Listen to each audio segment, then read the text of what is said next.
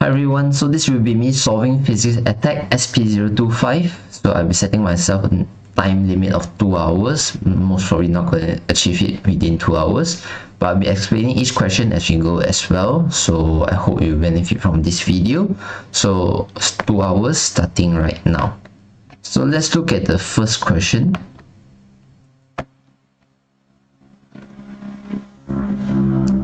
Let's try to solve this question over here. Figure 1 shows two charges, Q1 which is negative 10 microcoulomb and Q2 which is positive 12 microcoulomb. Calculate the magnitude of the electric field at point P. So they want the electric field over here. Then next they want the magnitude of the electric force acting on the charge Q3 if it is placed at point P. So they want the electric field and they want the electrostatic force. So this one will be section 1 actually. Okay, section 1 is on electric field and electric force. So when you are dealing with these two types of physical quantities, always make sure that you consider the direction. So if you are asking, if you're reminding ourselves to consider direction, please make sure you sketch the diagram for electric field.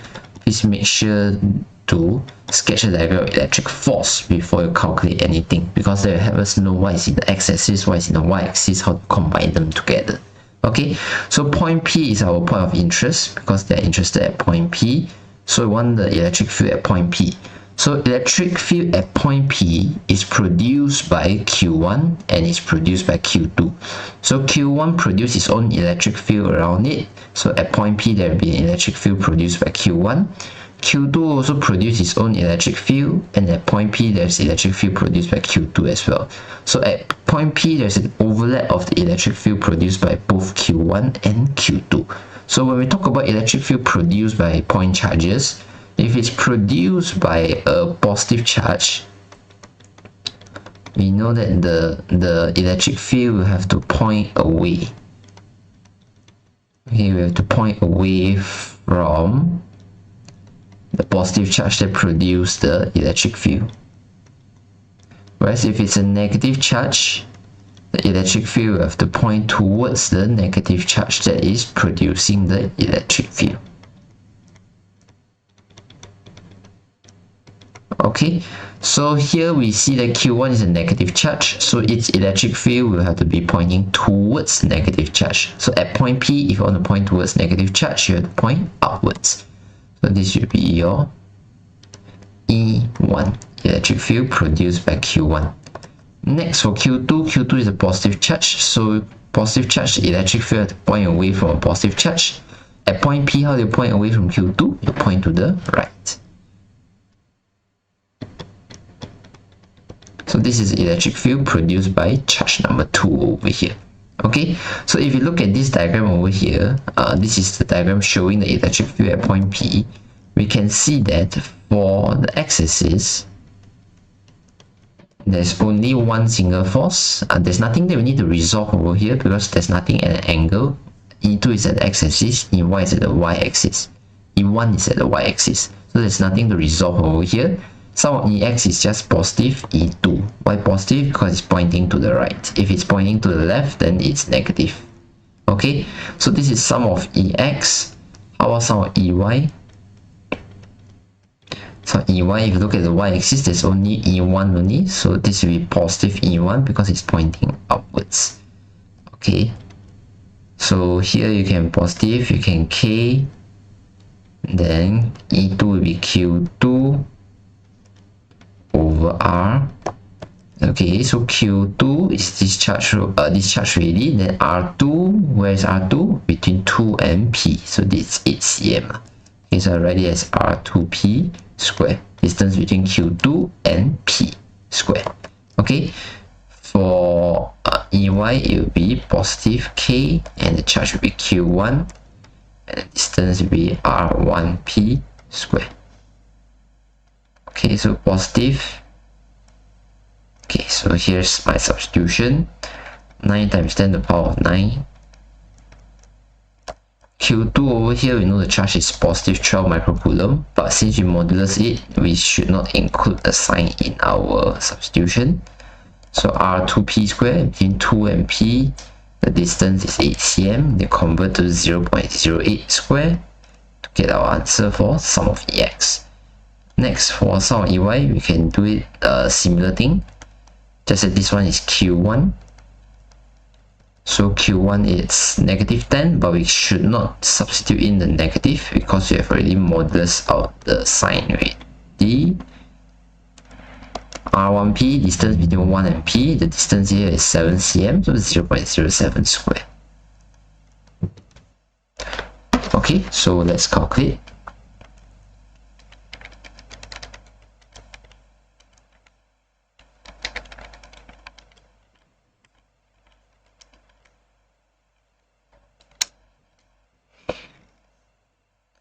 Positive 1.69 times 10 to the power of 7. Here I write down the long string of number because I don't like to round up in the middle. I just write it small somewhere around here. Okay, next let's do it for Y.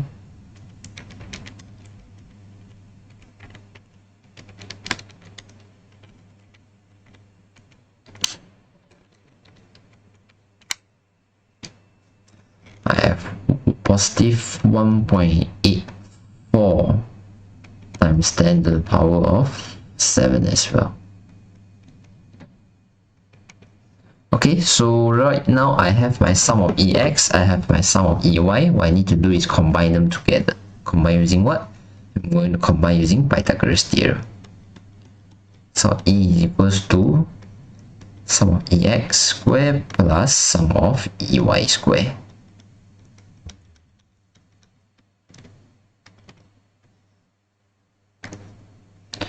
Okay, so sum of EX I have positive 1.69. It's okay to substitute in the sign because if you square it, it will be positive somehow. Okay, so this one is also positive 1.84 times 10 to the power of 7. Okay, so just make sure you key in everything correctly.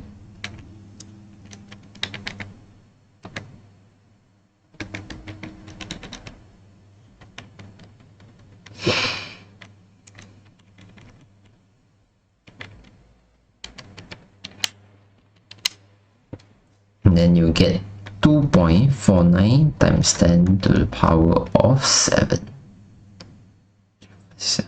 Okay, so this is our magnitude of electric field.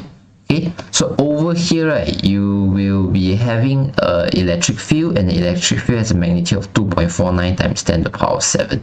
So it should be pointing somewhere in the first quadrant, but they are not asking us to find the direction, right? So we just stop here for magnitude of electric field. Next, for question 2, they ask for the magnitude of electric force acting on a charge Q3 if it is placed at point P.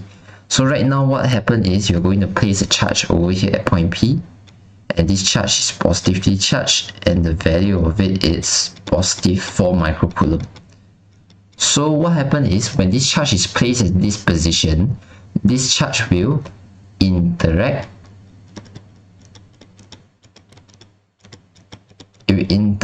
with the electric field at the place that it is positioned at. You interact with the electric field, so which electric field will you interact with? You interact with this electric field that we already determined.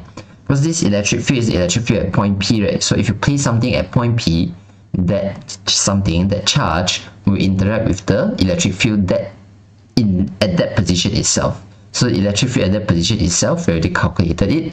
So interact with this charge, interact with this electric field. As a result, it will experience a force. So how do you relate them together? So for question number 3, if you talk about for question number 2, if you talk about interact, okay,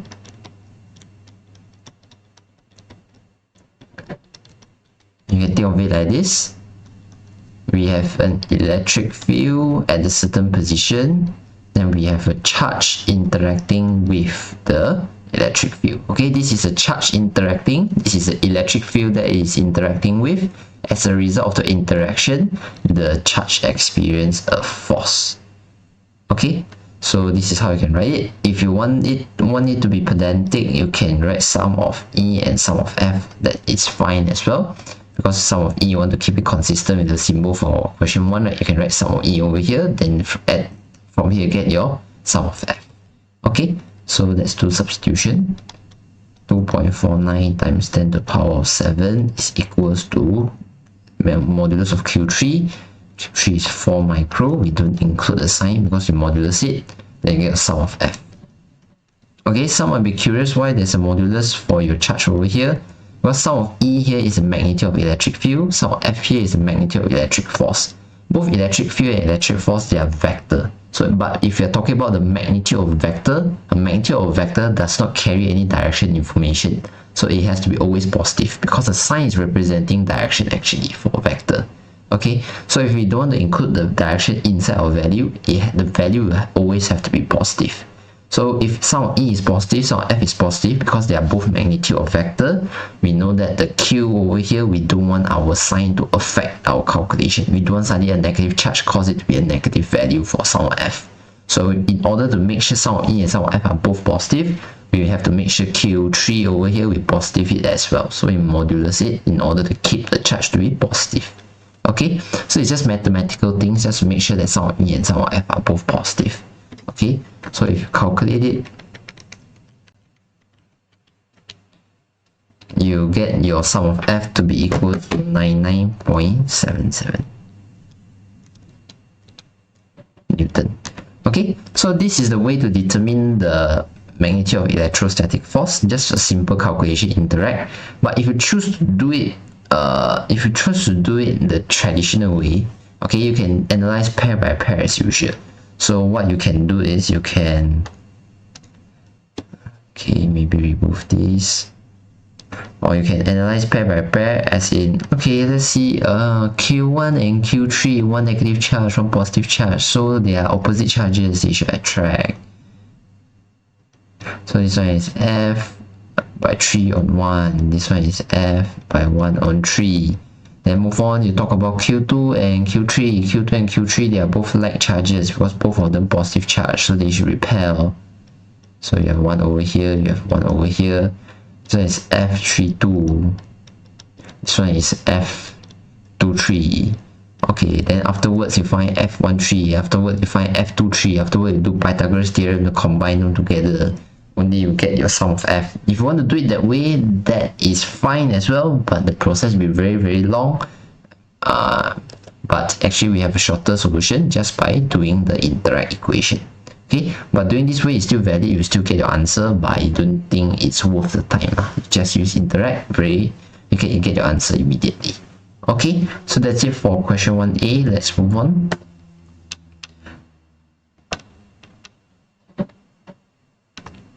Let's try to solve this question here. You are given figure 2. So figure 2 above shows 2-point charges Q1 and Q2 separated at 6 cm. So the distance between Q1 and Q2 is 6 cm. Point O is the midpoint of the two charges. So point O is exactly the middle in between Q1 and Q2. So you can know that the distance here is 3 cm. The distance here is 3 cm. Calculate the electric potential at point S, which is 8 cm vertically above O. So maybe you should label the 8 cm also.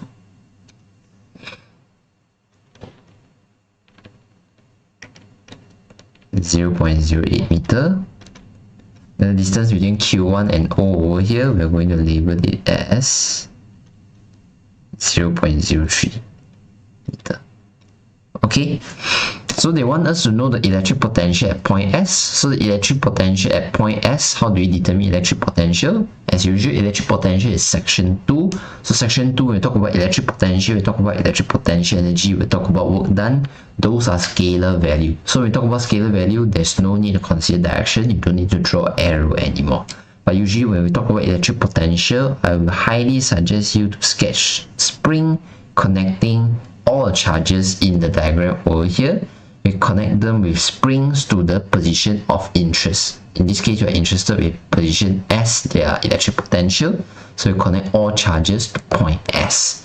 Okay, so my first spring over here will be connecting to point S. So this one I'll label it as K.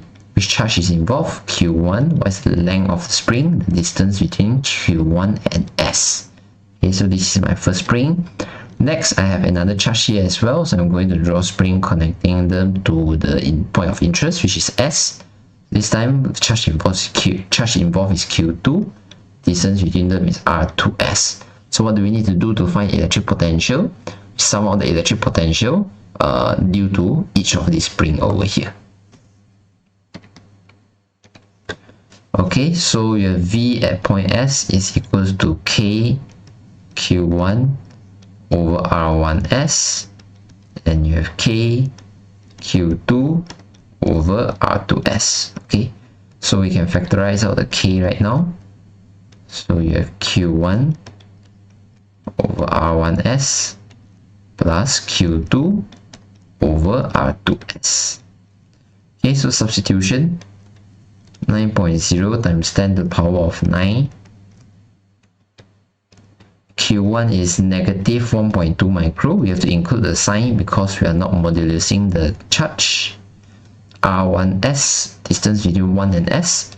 Distance between 1 and S over here, we don't have the immediate value, but we know it's a Pythagoras theorem. It's a hypotenuse of 0.03 and 0.08 combined. Okay, so we can do a Pythagoras theorem to determine the hypotenuse over here. So this is square root of 0.03 square plus 0.08 square. Okay, so that will be R1S. Next, we do for Q2 as well. So Q2 is a positive charge. It's positive 1.0. So positive 1.0 times 10 to the power of negative 6. Then we are going to do the same Pythagoras theorem because I think it's the same length over here. So 0.03 square plus 0.08 square. Okay, so we can calculate this value over here.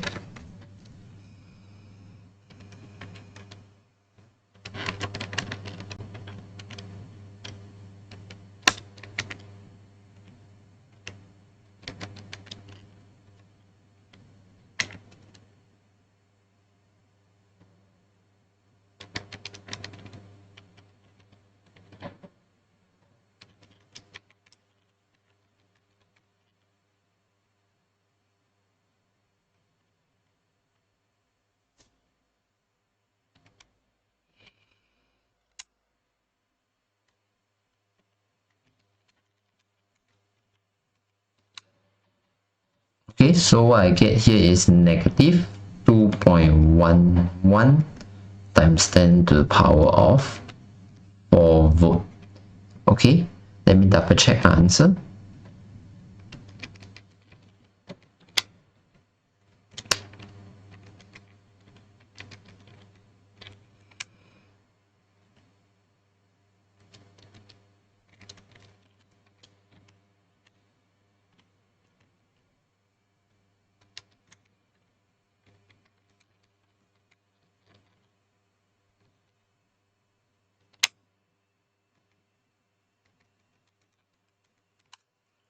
Okay, should be fine. Negative 2.11 times 10 to the power of 4. Okay, let's move on to the next question.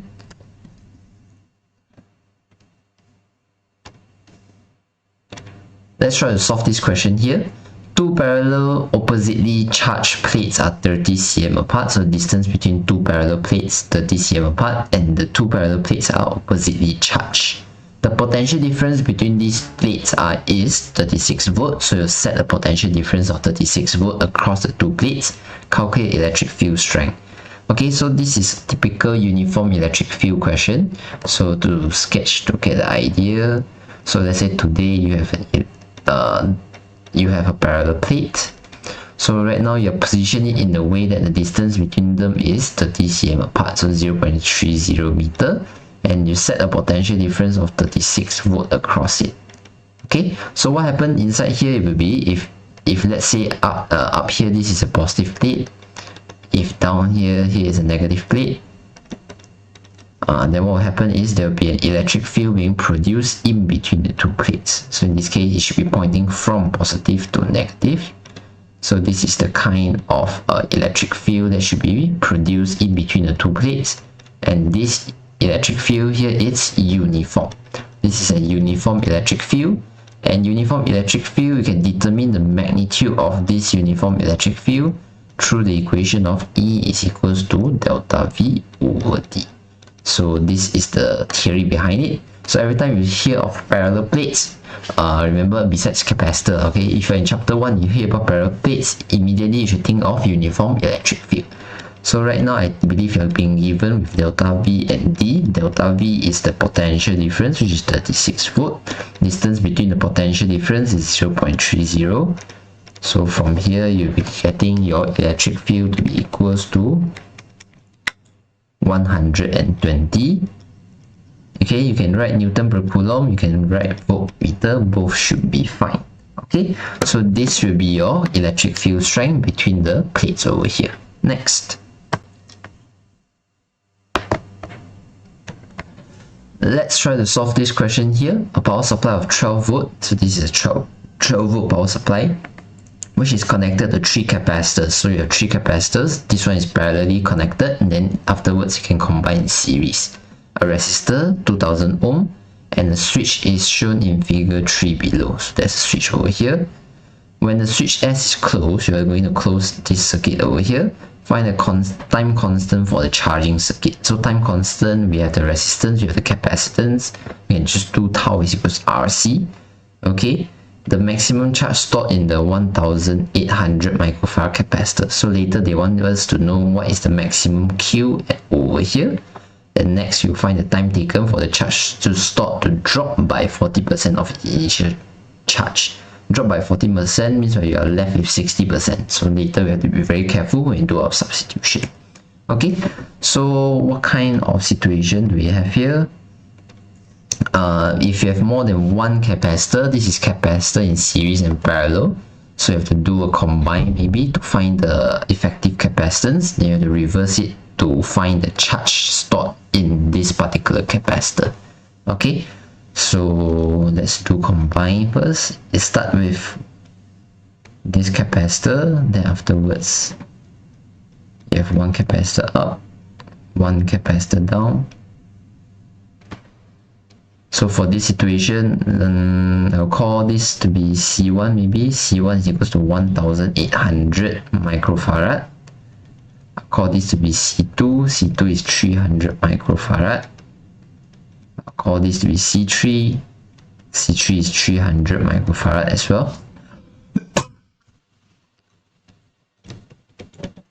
Okay, so what will I do first? I'll be combining C2 and C3. This one is parallel. So if I combine it, I should get something like this. So this will be C1, this will be C23. Okay, afterward I'll continue my combine with these two capacitors connected in series. Okay, so once you combine them in series, I believe you are left with one single capacitor only. Okay, so this one will be C1, 2, 3. Okay, so right now what can we do? Okay, the first thing is combine in parallel. Combine in parallel in capacitor is just adding up. So C23 is equal to C2 plus C3. Okay, very direct. We can just take 300 mil plus 300 mil. Then from there you get the total to be 600 microfarad. Next, between C1 and C23, they are both in series. Because in series you want to combine them, you have to do the 1 over 1 over. Okay, so they are the opposite of what you do in resistor in series and parallel. Okay, so this one is C1 combining with C23. You have to make sure you do 1 over 1 over lah. And many students forget this negative 1, so please be very careful when you solve it lah. Okay, so C1 is how much? 1800 mil. C23 is 600 mil.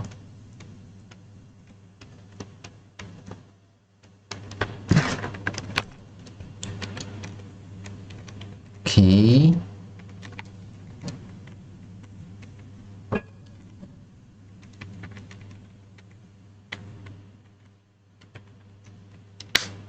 So from here, I get my answer to be equals to 450 microfarad. Okay, it's also 4.5 times 10 to the power of 4 lah. So no matter what you write, as long as you write it correctly, then it should be fine. Okay, so this is the process of combine. We can do the process of reverse as well. Process of reverse allow us to know for this particular capacitor how much charge is stored in it. So let's do reverse. Right here is combine.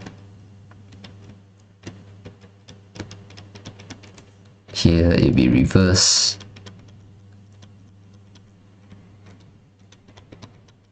So reverse will start from the diagram on the rightmost diagram, moving backwards towards the leftmost diagram. Okay, but if we find our answer already, then we can just stop halfway. We don't need to progress until the last diagram, unless what we need is in the last diagram.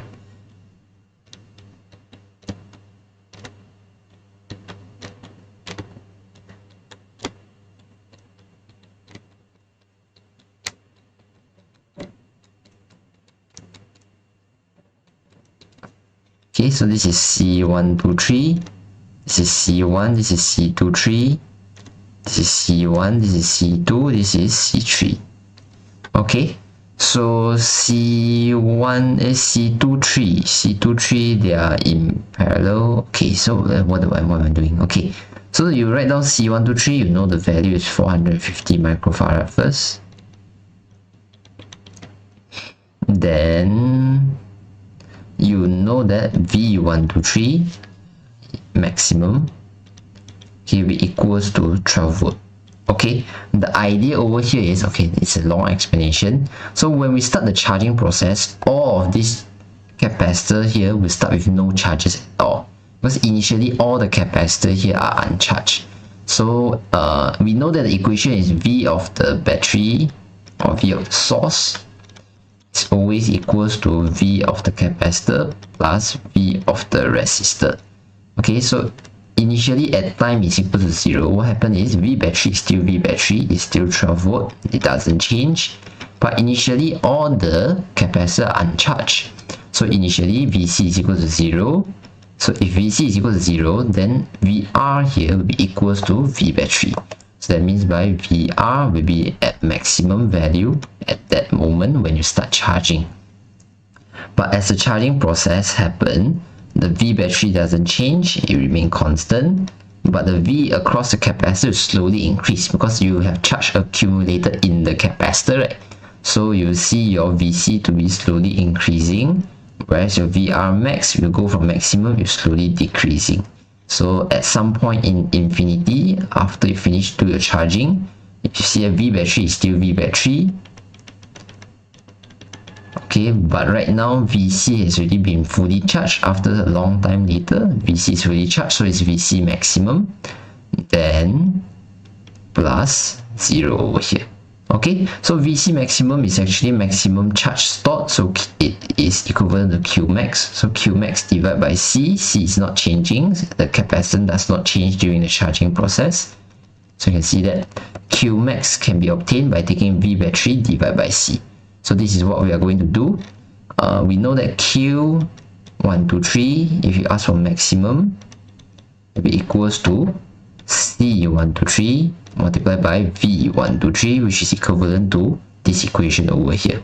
Because V123 is what being supplied, the voltage being supplied across the capacitor, which is the whole 12 volt over here. C123 is the combined over here. So you can proceed to calculate this. 450 micro multiplied by 12. So from here you get Q123 max to be equals to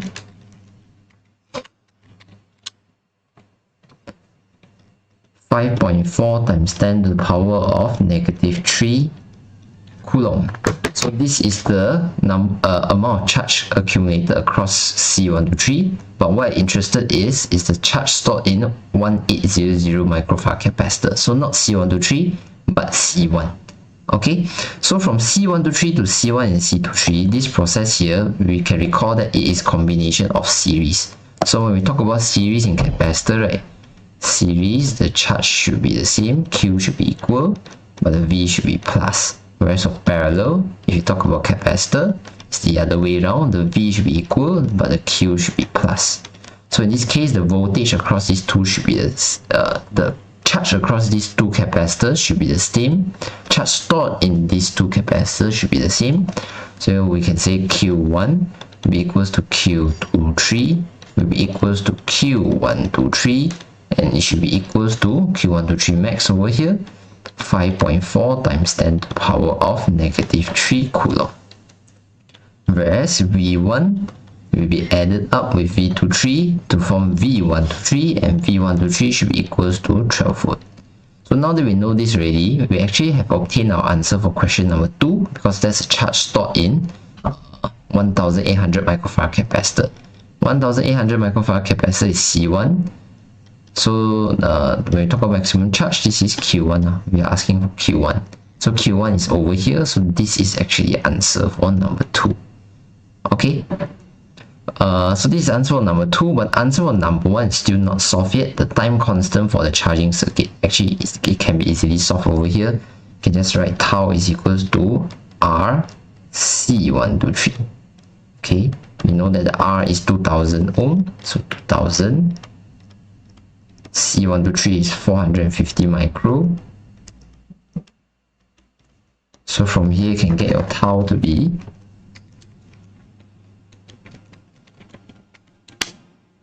0.9 seconds. Let's double check everything.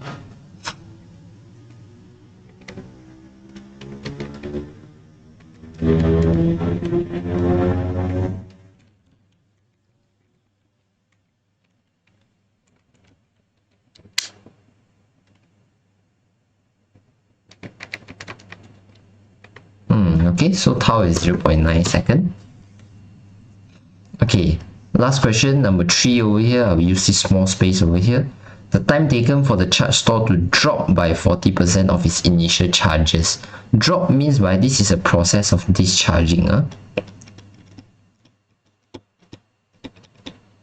But actually, I don't think this question is designed very well, because they say when switch S is closed, determine.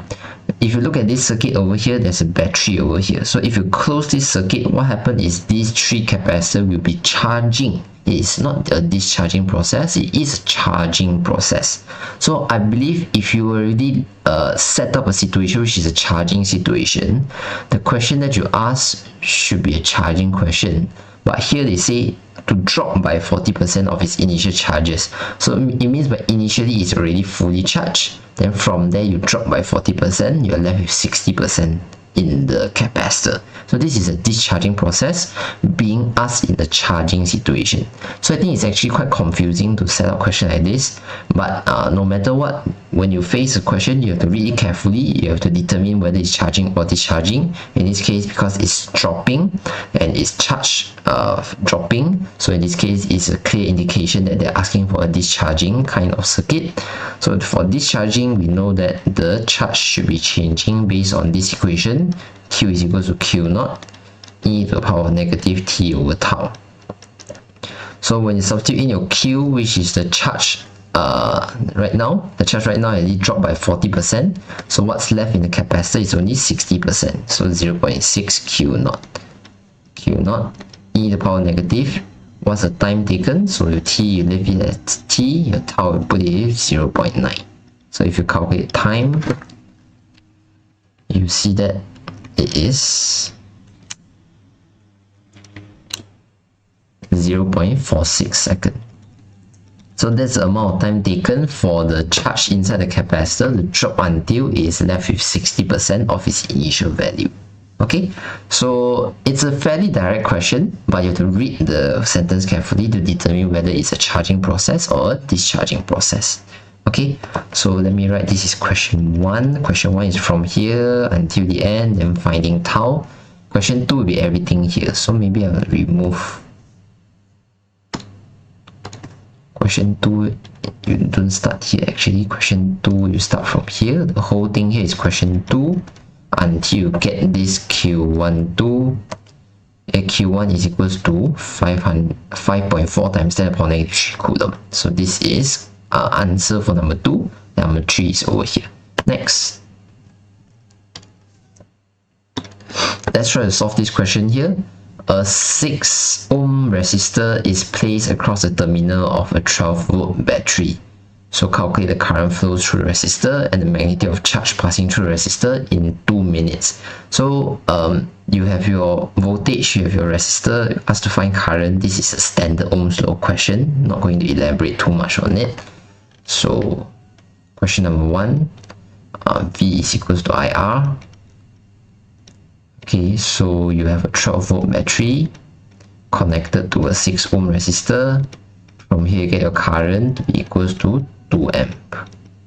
Okay, next they want to understand what is the magnitude of charge passing through the resistor in 2 minutes. So after 2 minutes, right, how many charge has already passed through the resistor? So it is related to the current, because current is how much charge passing through per second. So if you know per second how much charge has already passed through, you can understand 2 minutes how many charge has already passed through. So the equation that relates between everything will be I is equals to dq dt. But we can convert it into Q over delta T. I think this is fine as well. Okay, so in this case, Q is equals to I delta T. So the current passing through is 2 ampere. So each second there's 2 coulomb of charge. Okay, this is equivalent to coulomb per second. So each second there's 2 coulomb of charge passing through. So each second 2 coulomb of charge. 2 minutes, how many charge? 2 minutes is equivalent to 120 seconds, right? You eliminate minute, you introduce second. You have to keep it in second because here it's coulomb per second, so you have to multiply by second when you can get the answer of coulomb, right? So 1 minute, there's 60 seconds. So this is 2.0 times 120 seconds. So from here you can see that the charge is 240 coulomb. Okay, so that's how much charge that has passed through the resistor after 2 minutes. Okay, so in each second there's 2 coulomb. In 120 seconds there's 240 coulombs that pass through the resistor. Next, 2 wires are identical in length and resistance. So the first wire is made of aluminium, but the second wire is made of copper. So if there are 2 different materials already, immediately we know different materials, different resistivity. So they have same length, they have same resistance, but they have different resistivity.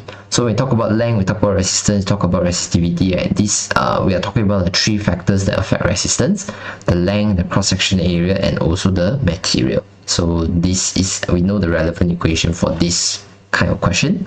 Calculate the ratio of the cross-section area of the copper to that of the aluminium wire. So they want the area of copper divided by the area of aluminium. Every time you see a ratio, right, you take the first value divided by the second value. So they give us the resistivity of copper is 1.72 times 10 to the power negative 8 ohm meter. For aluminium is 2.83 times 10 to the power negative 8 ohm meter. Okay, to solve this question, I'll follow the 3 steps I usually do when we talk about ratio question. So first thing is to find an equation. Okay, first thing is to know determine your manipulated and responding variable, MB and RB. Okay, so over here you have 2 scenarios being given, right? So what you do is you manipulate the different material. So what you're manipulating here is rho, and what you have is we have different cross-sectional area. Okay, but what you kept constant between these 2 things is you kept the length to be constant, you keep the resistance to be constant.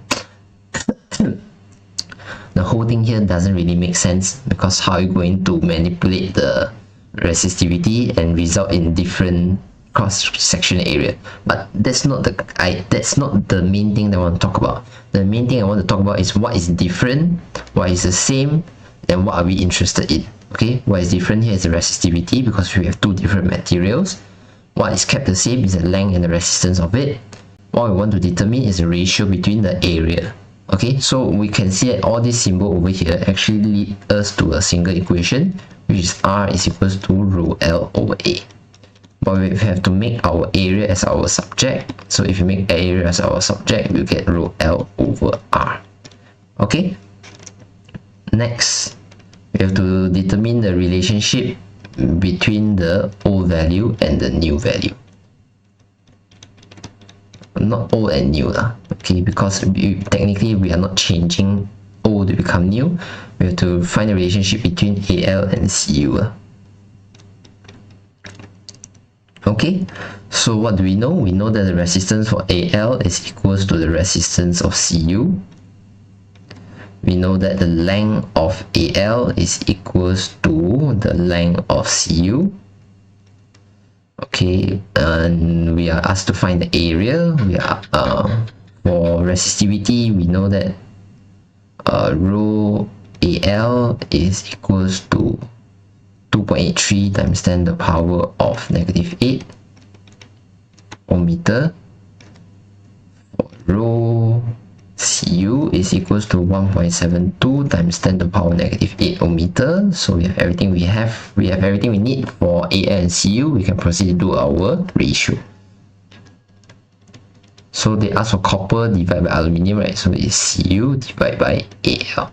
So area of CU divided by area of AL.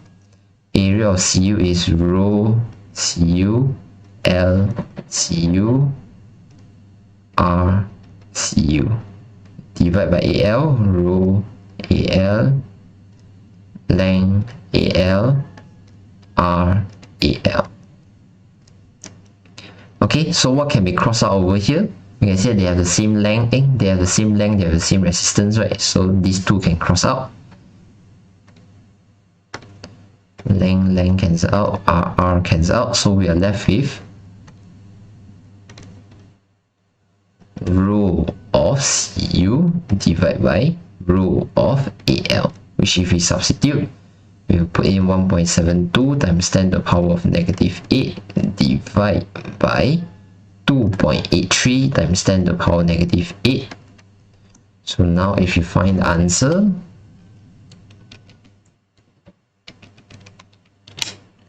you'll get the answer to be 0.608, something like that. Okay, but if you want to present it properly, since you're asking for a ratio, right? If you want to present it properly, what you can do is you can say ACU colon AAL. Okay, so this is how we should write ratio, right? So it should be equals to 1.72 times 10 to the power of -8 colon 2.83 times 10 to the power of -8. But we have to put it to the nearest integer, right? So what can we do? We key into our calculator and see what kind of ratio pop up. Okay, we take 1.72 times 10 to the power of -8, we divide by 2.83 times 10 to the power of -8. Okay, so the fraction that we are getting is 172 divided by 283. That's the fraction that pops up in my calculator. So that means by the smallest integer I can get is 172.283. Okay, so this is the ratio of area of copper to area of aluminium. Next.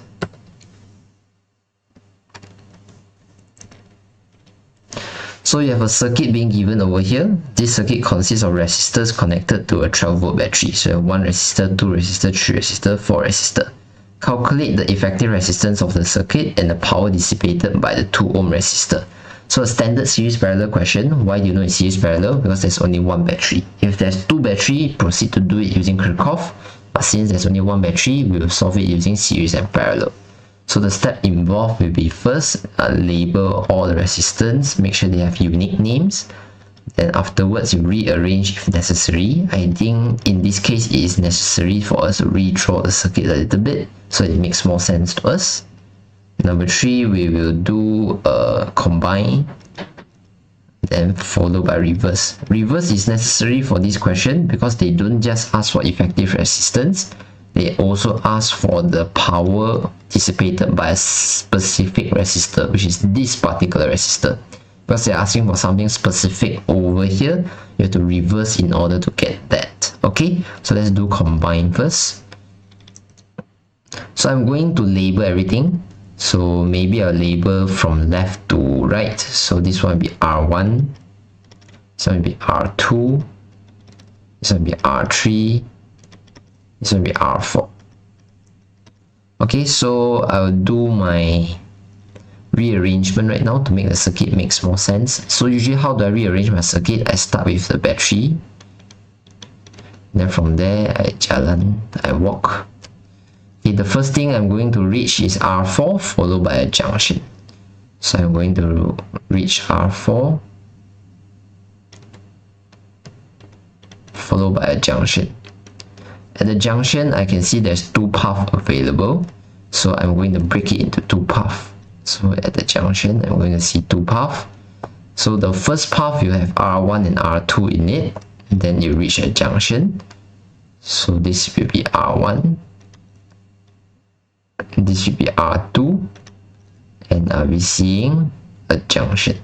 Okay, this is this path. For this path, I'll pass through R3. Then I'll reach back to the same junction that we passed through R1 and R2. So this will be R3. Pass through the same junction for R1 and R2. So coming out from here. Okay, so coming out from here, you connect it back to the negative terminal. Okay, so this is the result of my rearrangement. How do I check whether it's correct or not? Start from the positive terminal and go out. I see what first? I see R4, followed by a junction connecting the two paths, followed by a junction connecting to two paths. First path go through R1 and R2, first path go through R1 and R2, then combine with the second path that goes through R3. Afterwards, you move towards the negative terminal. So if we rearrange it like this, I think it's quite clear cut how do we combine them right now. We'll be combining R1 and R2 in series first. So once you have combined that, our diagram will be something like this. You still have your battery, which is 12 volt. You still have your resistance, which is R4. You still have your resistance R12. You still have your resistance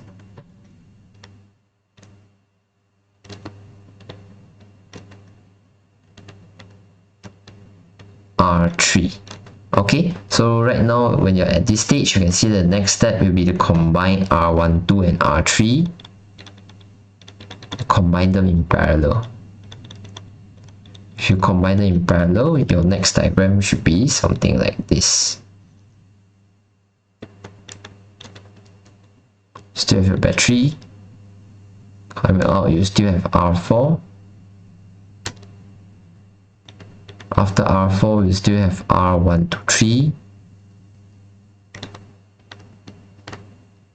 Connecting to the battery.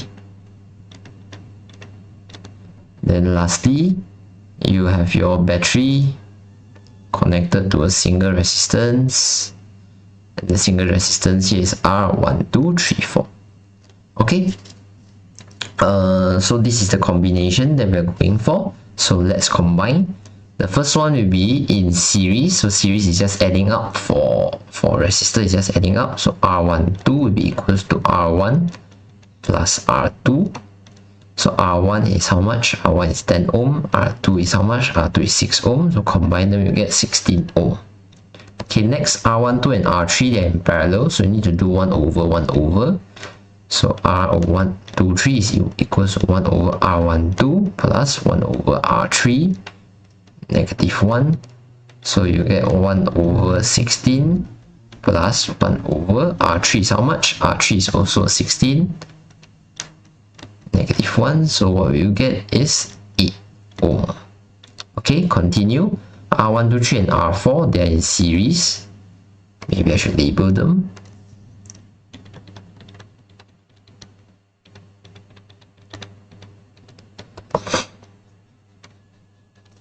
Okay, so R1234 equals to R123 plus R4. So R123 is 8, R4 is 4 is 2. So you can see that R1234 in overall is 10 ohm. So this answers the first question, the effective resistance of the circuit. But now they are asking for the power dissipated by the 2 ohm resistor, which is this particular resistor R4 over here. So in order to get something specific to a resistor, we have to reverse the diagram from the rightmost diagram, reverse until we reach the resistor that we are interested in. The resistor we are interested in is R4. So you can see that once you reach the second diagram, R4 has already appeared to be alone already. It's not combined with anything else. It's not R234, it's not R34, it's not R14, anything.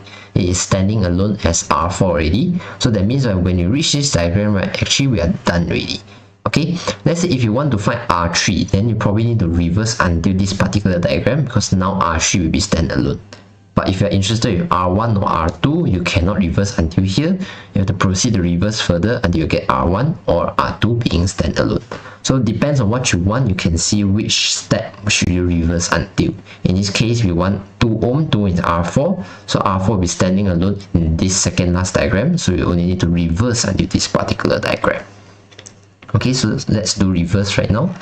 Reverse starting from the rightmost diagram.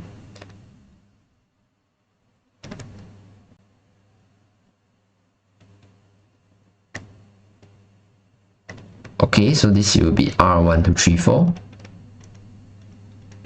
This will be question number 2. Then move to the second last diagram. For the second last diagram, what do you have?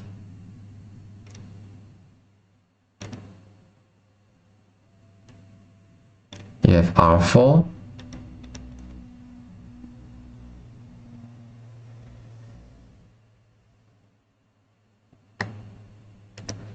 R123. Okay, so we only need to do until this diagram because R4 is standalone already.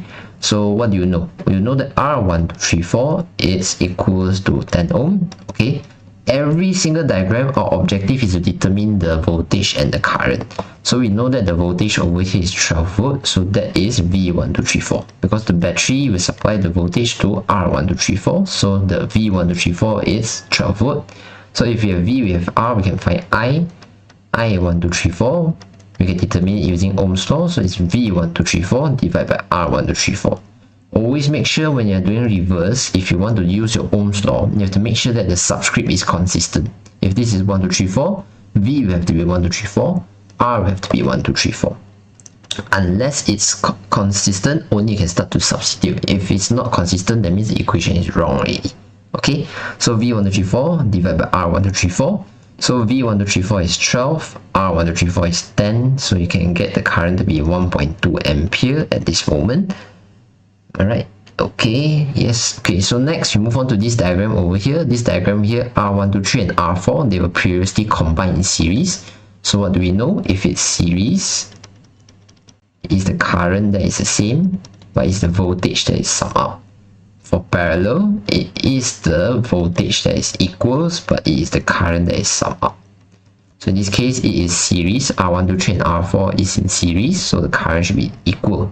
So current for 123 will be equals to the current at 4. Okay, we just need to involve those resistors that are being broken up. In this case, R1234 is broken up into R123 and R4. So we are focusing on these two resistors only, writing their current to be equal to each other, and it's equals to their combination of it, I1234, which we know is equals to 1.2 ampere.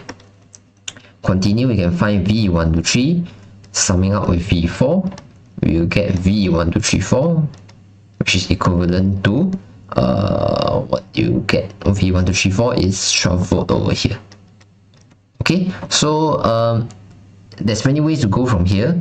You have your I123, you have your I4 already. We are interested with R4, right? So if you have the current already, you can find the power using I square R actually. Okay, so you can immediately use the information over here by knowing that I4 is equals to 1.2 ampere. What you can do is you can immediately move on to calculate the power. P4 is equals to I4 square R4. Okay, it is the equation I square R, but you have to keep the subscript consistent, 444. You have I4, you can put in 1.2 square, you have R4, the value is over here, it's 2. So from this calculation, I believe you get the answer to be equals to 2.88 watts. Okay, so that's one way of solving the question. But if you are not able to see it, if you don't see the shortcut to immediately calculate power, you can calculate V123 or V4. In this case, we are interested with R4, right? So straight away we don't need to calculate V123. We just need to make sure we calculate V4. So if you calculate V4 will be equals to IR, right? So I4, R4. So I4 is 1.2, R4 is 2. So you get your voltage to be equal to 2.4 volt. Even though you accidentally do this as well, you can also find the answer because VI is also power, right? So you can find power P4 is equals to V4 I4. So this is another way of doing it as well. So 2.4, 1.2. So if you calculate this, I believe you get the same answer. Yes, 2.81. So there's many ways to solve this question. You just need to make sure you have either the I or you have V. Then you can use either of the equation. There's 3 equations to determine power. Use one of it, you'll be able to get your answer. But this is the power dissipated by the 2 ohm resistor. Next, for the circuit in figure 5, so this is the circuit in figure 5, calculate the magnitude of epsilon 1. So they want the value of epsilon 1 over here. Just by looking at this circuit, it seems like it's a series parallel question. But if you notice, there's 2 battery over here. So if it's 2 battery, immediately you should think of Kirchhoff. Okay, so to think of Kirchhoff, because this is a simple question. Why is it simple? Because there's no junction in this question. So if there's no junction in this question, right, if you go through our steps, first step should be to label, right? So let's see if we label today. So we'll be calling, let's say this one is R1. We're calling this one as R2. We're calling this one as R3. We'll be calling this one as epsilon 2 lah, because we have epsilon 1 over here already. So the second step will be to label the direction of current. Okay, direction of current is difficult if there's junction. But in this case, it's just one single loop. If there's one single loop and they already label the current already, it means by everywhere there will be the same current of 0.3 ampere. There's no junction means by the current won't break into 2 paths, the current will merge from 2 paths into 1. So there's no break, there's no merge. You know that the current everywhere should be the same, 0.3 ampere. So you can write the current to be I, write the current to be I.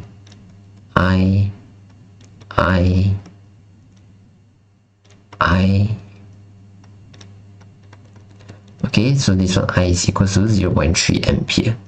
Okay, so this is loop. This is one single loop. So you have already determined the direction of current. Technically, the third step is to check the current at junction. But we are not going to do this step over here because there's no junction. How do we check if there's no junction? So we're going to skip this step.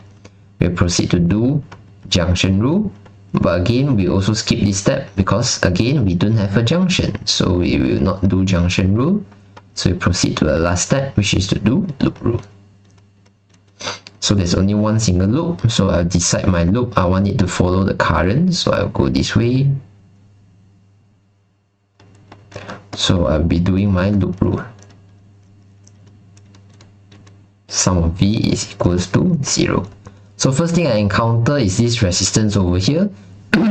My loop is from left to right, and my current is also from left to right. So my loop is following my current. I'm going to pass through this resistor normally. So if I'm passing through this resistor normally, I'll be losing energy. Any charges that's passed through a resistor normally will lose energy. So this is negative. Then the current is I, and the resistance is R1.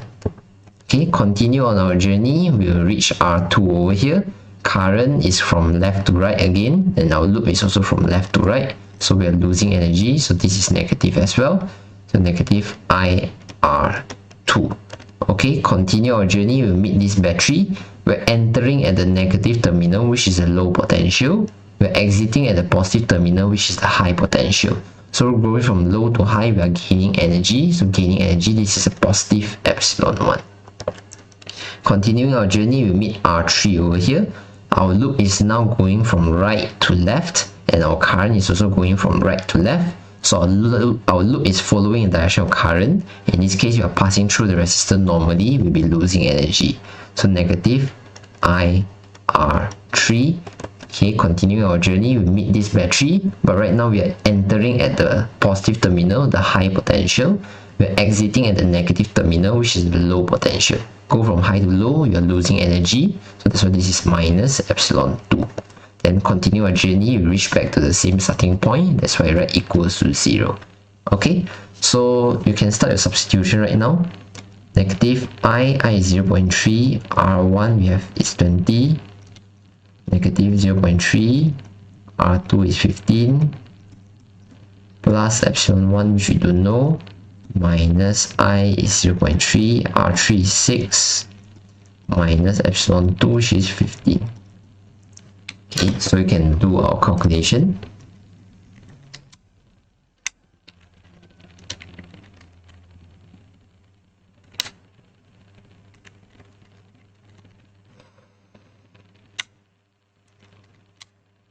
Okay, so we'll find that epsilon 1 is equals to 27.3 volt.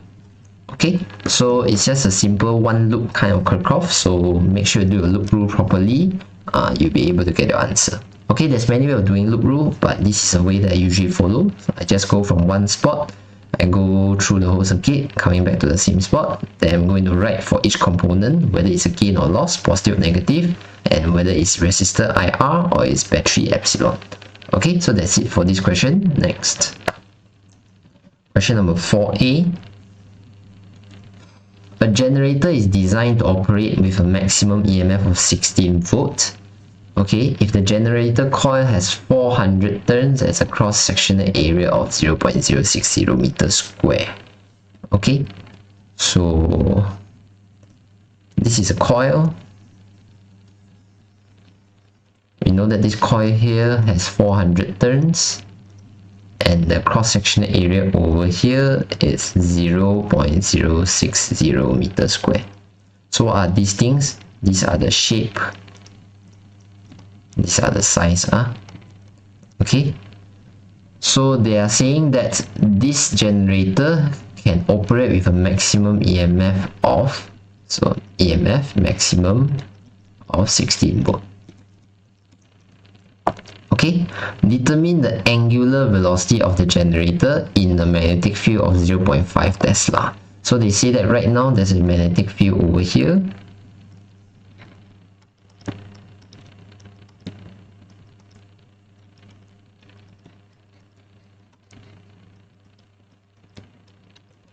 Okay, and we know that this magnetic field has a strength of 0.050 Tesla.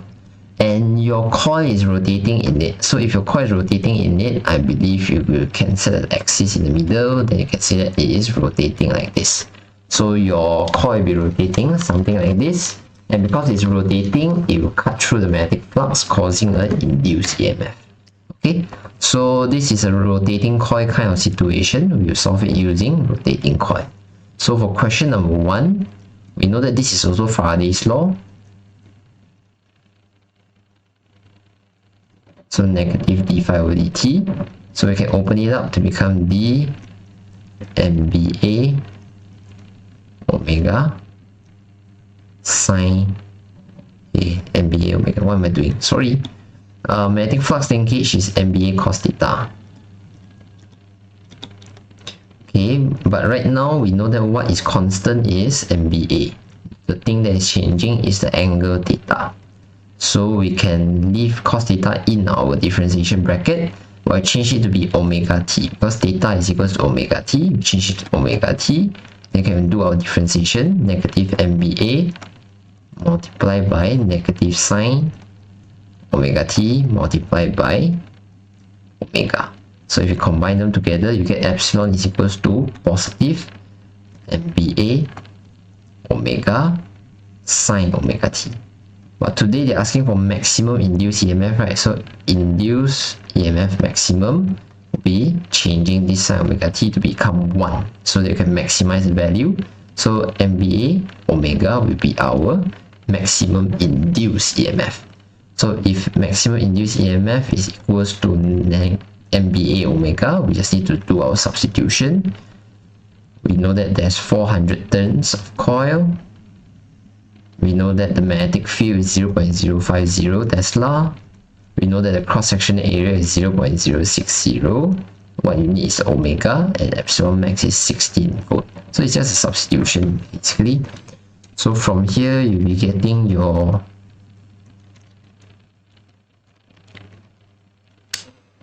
omega will be equals to 40 divided by 3, which is also equivalent to 13.33. The unit for omega should be standard SI unit radian per second. Okay, so this is the angular velocity. Next, they ask you to calculate induced current if the coil has a total resistance of 24 ohm. So they say this is the maximum induced EMF that can happen in this coil, and because this coil has a resistance, the current, it will restrict the current flow in the coil. So how do you relate between the induced EMF and the current that is induced? Induced EMF and induced current are related by these equations. Epsilon is equals to IR. Okay, it comes from the equation if epsilon is equals to IR plus R, but the problem is there's no battery, right? Because there's no battery, there's no internal resistance, so epsilon is equals to IR. Okay, so epsilon over here it's 16, that's the maximum induced EMF. Okay, so I is what we want to find, the current is 24, so from here we can get our current to be 16 over 24. So that is 2 over 3 or 0.66. 0.67 ampere. Okay, so that is induced current. Next,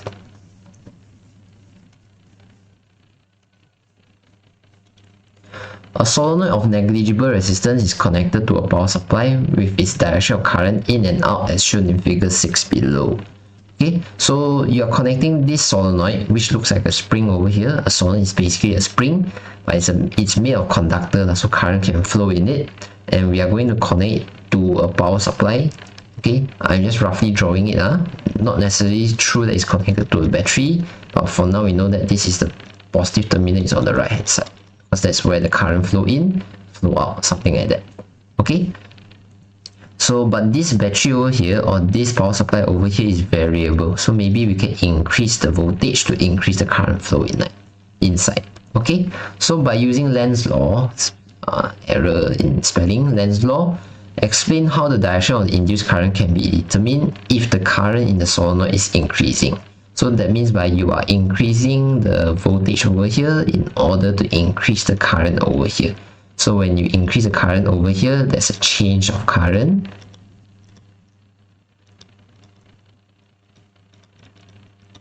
Okay, so the change of current will result in the change of magnetic field. Okay, we know that solenoid produces its own magnetic field, right? If you change your current, you are going to change the magnetic field produced inside the solenoid. Okay, because you change the magnetic field produced by the solenoid inside the solenoid, you are going to change the magnetic flux passing through the solenoid. Magnetic flux through the solenoid.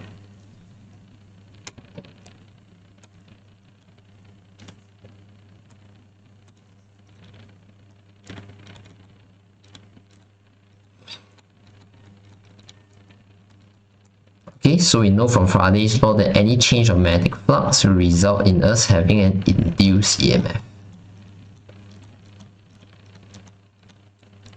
Okay, so this is where I think there's some problem with this question. This is my opinion. Okay, so by using Lenz's law, they ask us to determine the direction of induced current, right? The thing is, I don't think you can find an induced current in an inductor. Okay, there is already a current flowing in the inductor already. We call this an inductor. A solenoid is an inductor. There is already an existing current flowing inside already, flowing in from the right hand side, exiting on the left hand side. So there is an existing current inside already. So if you do anything to change the current, right? Okay, in this case you're increasing a current, you only cause the current to increase. Okay, so there is already a current inside flowing already, so it's illogical to ask about the actual induced current, because the Y inside this conductor, right, current is just flow of charge. If we're already telling you that the charge is flowing in this direction, how can you answer that the direction of induced current is in the opposite direction of the current, existing current? You cannot have charges both moving to the left and to the right at the same time. Okay, you cannot have current flowing to the left and at the same time flowing to the right, both happening at the same time. It's like you talk about a river, but you say in the river there's some water moving downstream, there's some water moving upstream. It just doesn't really make sense. Okay, so for an inductor, right, I don't think you have an induced current. What you have is only an induced EMF, or usually we call it back EMF. Okay, you have an induced EMF, but you don't have an induced current. What instead will happen is this induced EMF will try to slow down the change of current that is initially happening. So let's say if your current is changing rapidly, right, this induced EMF will oppose the change of current that was previously happening, causes the change of current to happen slightly slower. Okay, so that's the effect of the induced EMF. It won't really cause another current to be flowing inside. There's no another induced current inside. It's only resisting the change that is happening, and it causes the current that is changing to be changing slower. Okay, I hope you understand the idea, but basically what I'm trying to say is the question asking about direction of induced current is actually illogical. If they really want to ask the question that I think they can ask is induced EMF. Okay, maybe it's more appropriate to talk about induced EMF rather than induced current. Okay, so if you talk about induced EMF, then I think there's things that we can explain, so let's try to explain it here. Okay.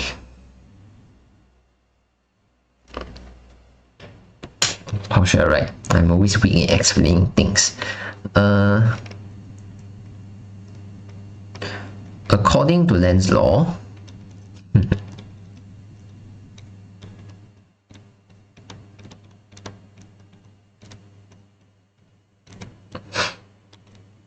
the direction of any electromagnetic induction effect, okay, or the direction of induced EMF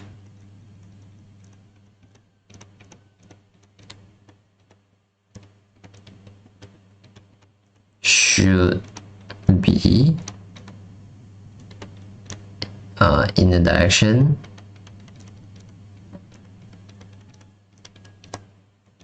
that oppose the change of magnetic flux. Okay, so that is just Lenz's law. You want to oppose the change of magnetic flux. Since the increase of current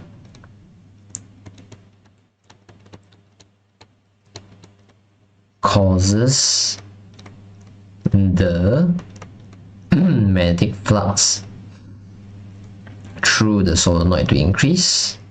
The increase in magnetic flux causes increase in current causes increase in magnetic field. Increase in magnetic field causes increase in magnetic flux. Okay, so since the increase of current causes the magnetic flux to increase,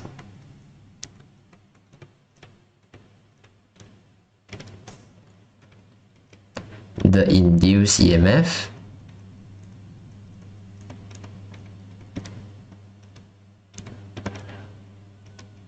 should be in the opposite direction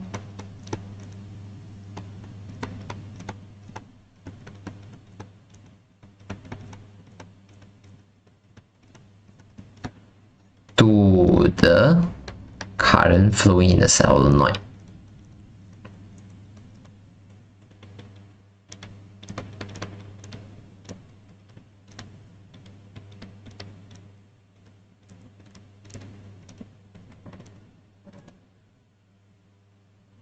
In order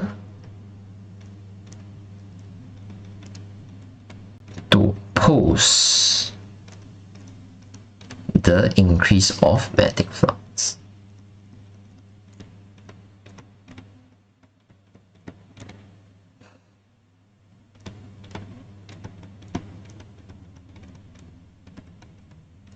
Okay, so the idea is something like this. Okay, if your current is increasing, the magnetic flux will increase, right? So if you want to oppose the increase in magnetic flux, that means by your induced EMF will try, okay, it will never work, but it will try to reduce the magnetic flux, okay? How do you try to reduce the magnetic flux? Is by trying to reduce the increase of current. How do you try to reduce the increase of current? By trying to push the other way. Okay, induced EMF is a pushing potential difference to cause a current flow. So you are trying to push your current in the opposite direction in order to slow down the increase of the current. So the induced EMF will have to be in the opposite direction, which is from left to right, trying to push in that direction so that the increase doesn't go so drastically. Okay, that is how we try to oppose the increase of magnetic flux. Okay, by trying to oppose the increase of current. Okay, but if let's say your opposite situation, let's say the current in the solenoid is decreasing. So if it's a decrease of current, then the magnetic flux will decrease. So if you want to oppose the decrease of magnetic flux, you want to try to bring back the magnetic flux, right? So if you want to try to bring back the magnetic flux, you try to bring back the current, so you can bring back the magnetic field, so you can bring back the magnetic flux. So how do you bring back a current? By trying to push the current in the same direction as the existing current. So you can make the current change more severely by pushing in the same direction as the current. So in that case, your induced EMF will be in the same direction as the current to push the current more, to create a stronger push of the current, so you can have a greater current increase, greater change in magnetic field, greater increase of magnetic flux. That's the idea if your current in the solenoid is decreasing. But in this case, if our current in the solenoid is increasing, we want to try to oppose the increase of current by having an induced EMF that push in the opposite direction to slow down the increase of current. Okay, so I think there's many ways to explain it, but just explain it like this. Okay, next. Let's try to solve this question over here.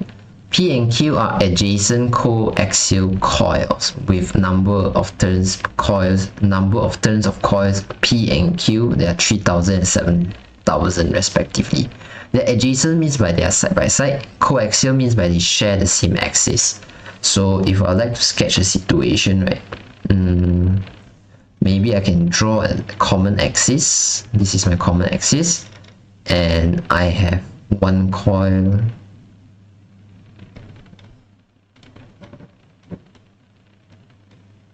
So this is coil P, and I have another coil. Maybe this coil is called point Q.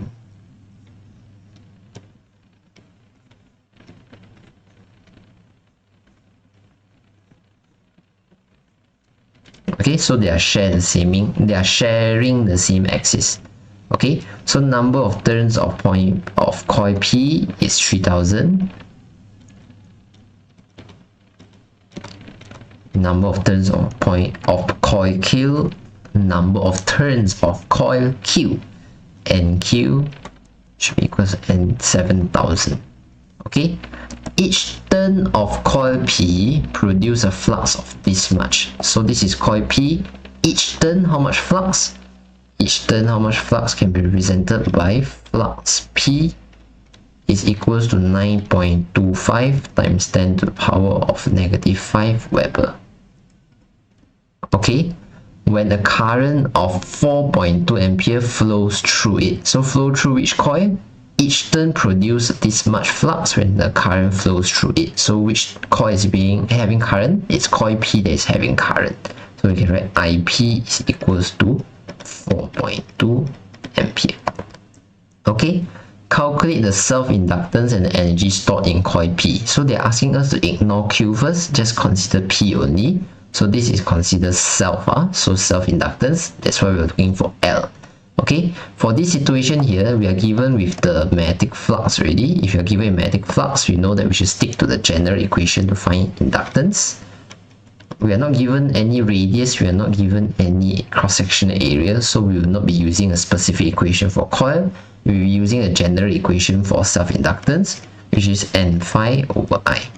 But in this case, because we are looking for coil P, so this is LP, this is MP, this is phi P, this is IP. Okay, so make sure you substitute correctly. MP, there's 3000 coils. Phi P is 9.25 times 10 to the power of -5. And the current flowing through P over here is 4.2 ampere. Okay.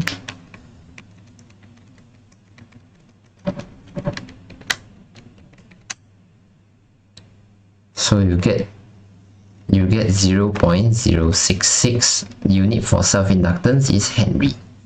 Okay, now you know this already, you can determine the energy stored in coil P. Energy stored in coil P, it says UP. UP is half Li squared, LP, IP square. Okay, you have LP from the previous working. You have IP given in the question. Okay, so just substitute and calculate the answer. So you get U is equals to 0.583 joule. Okay, something like this. Okay, next, if each turn in coil Q has a flux of this much, each turn means by this is not magnetic flux linkage, this is only magnetic flux. So magnetic flux of coil Q. So right now you know that magnetic flux of coil Q over here is 3.0 times 10 to the power -5 Weber. Under what situation? Due to the 4.2 ampere current in coil P. So we are talking about the same current in coil P, but now this current also causes a magnetic flux passing through coil Q as well. So the current in point P causes magnetic flux passing through coil P, also causes magnetic flux passing through coil Q. If you think about it, it makes sense, okay? There's current flowing here, right? Oops.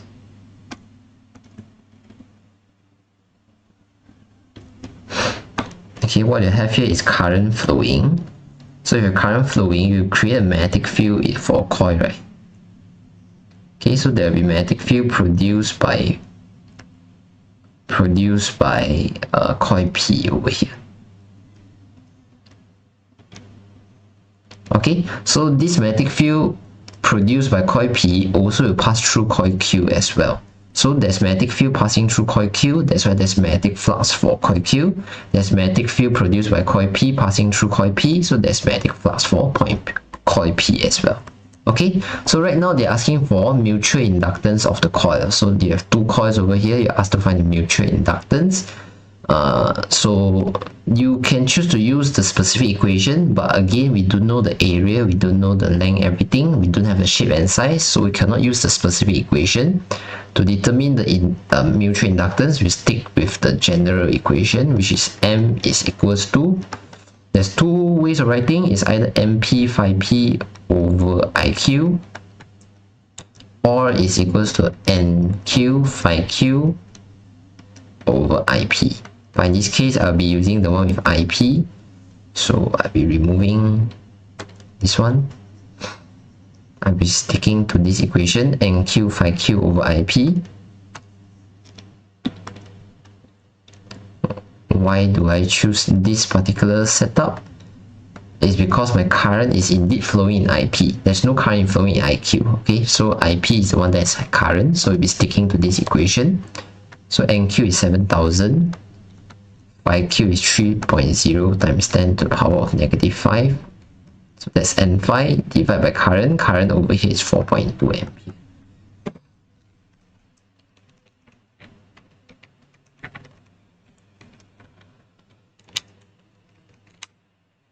So I'll get 0.05 Henry as my mutual inductance.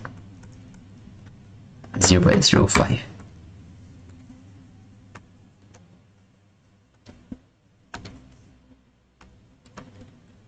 Okay, so that's it for this question to find mutual inductance. Next.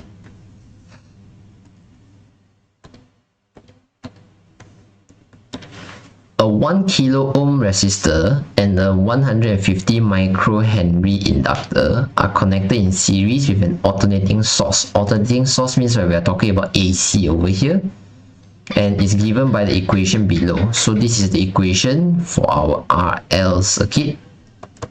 Okay, interesting. RL circuit here, V is equals to V0 sine 1000 pi t. Oh, sorry, what do I write back? The same thing. V is equal to V naught sine omega t. Okay, so if we compare the equation that we have with the equation, the general equation for voltage, we are able to obtain two information. One is about the peak voltage. The peak voltage should be 577 volt. Our angular frequency omega will be equals to 1000 pi radian per second. Okay, determine the RMS current in the circuit. So here you are talking about an RL circuit. So let's draw an RL circuit. So you have resistor, you have inductor in our circuit. So we know that the resistance is 1 kilo ohm. We know that the inductor L is equals to 150 microhenry. Then you know that the power supply given to you over here is an alternating power supply with peak voltage of 577 volt, which is running at an angular frequency of 1000 pi radian per second. Okay, so how do you find the RMS current? We know that RMS current can be determined using in this case, this is a combination circuit, right? So for combination circuit, if we talk about V0, then V0 is equals to I0 multiplied by Z, right? Okay, because we have the overall voltage, we have to combine with the overall kind of opposition, which is impedance. Okay, if it's V0R that is given to us, then we can find V0R is equals to I0 multiplied by R. Because this peak voltage is specifically across the resistor, only this equation can be used. If you are given the peak voltage across the inductor, or in other words V0L, okay, the peak voltage across the inductor, then you can use the equation I0 multiplied by the inductive reactance. So these are the two kind of equation that represent the relationship between V and I, but only if you have the voltage across the resistor or the voltage across the inductor. Today they give you this equation over here. This is an alternating source given by the equation below. So this is referring to our power source actually. If it's referring to our power source, means by this voltage here is for the overall circuit over here. It's for the combination circuit over here. So V0 over here, we keep it general. It's not for across R, it's not for across L, it's general. So that's why it's V0 equals I0 multiplied by Z. Okay, but I believe the problem is you have V0, you want to find I0, but you need the Z. Okay, then once you find I0, you can change it to RMS. So maybe you should find Z right now. Z is impedance. So how do you get impedance? Impedance is basically just combining all the opposition you have, but maybe we can draw a phasor diagram to illustrate the situation. For our phasor diagram, I'm not keeping it strict in terms of following exactly this equation, but what I will say is this is your current. Because you have RL circuit, your voltage across the resistor will be pointing in this direction. This is V0R. Then you have voltage across the inductor, this is V0L pointing in this direction. So if you combine them together, the combination over here will be called as V0. And this V0 is equals to I0 Z. This V0R is equals to I0 R. This V0L is equals to I0 L. And the angle over here is phi. Okay, then what we do is we reduce the phasor by divide by the current. We divide every arrow by the current, every phasor we divide by the current I0. So you are left with an arrow pointing to the right, which is just R, because after you get I0 R divided by I0, you're left with R. You get I0 XL divided by I0, your reduced phasor will only have XL. So the combination of these two will be Z phi. Okay, so right now if you want to determine Z over here, you can see it's a Pythagoras of XL and R. So it's just R square plus XL square. Okay, you have the value of R. Value of R is 1k, so 1000. Value of XL, don't have it, you have to determine it. XL is equals to omega L. If it's XC, then it's equals to 1 over omega C, but this is XL we're talking about. So omega L, so this is 1000 pi. This is inductor, 150 micro. Okay, so 1000 pi multiplied by 150 micro.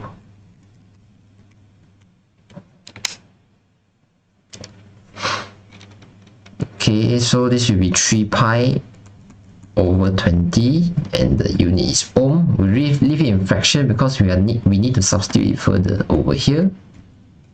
So once we substitute it here, we'll find our answer to be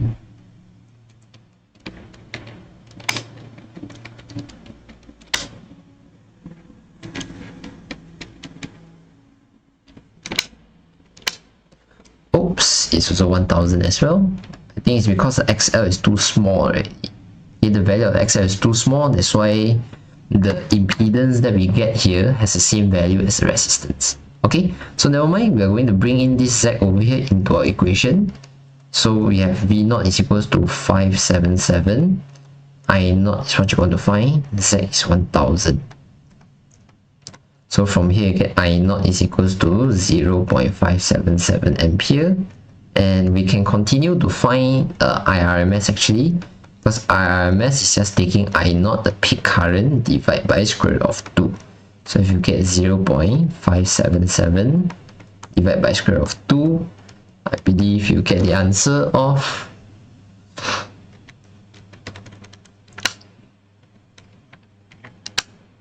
0.408 ampere. Okay, so that is how we obtain the RMS current. Remember, don't rush and immediately use V0 is equals to I0 R. If you want to use this equation, make sure the voltage given to you is the voltage across the resistor. If you want to use this equation, it's the voltage across the inductor. But if it's not specific to any component, if it's based on the power supply, then this V0 is general for all. If it's general for all, it's equals to I0 multiplied by the impedance. Okay, next question B. When a capacitor is inserted in series with the resistor inductor, the RMS current decreased to 31.9 milliampere. So right now, because they insert a capacitor already, your phasor diagram will no longer be the same.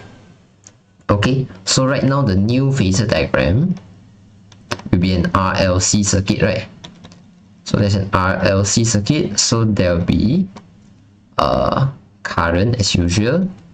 Then you have your voltage across the resistor, V0R. You have your voltage across inductor, still the same, V0L. But right now, because you add on a capacitor, there will be a voltage across the capacitor, V0C. Again, this is equals to I0R. This is equals to I0XL. This is equals to I0XC.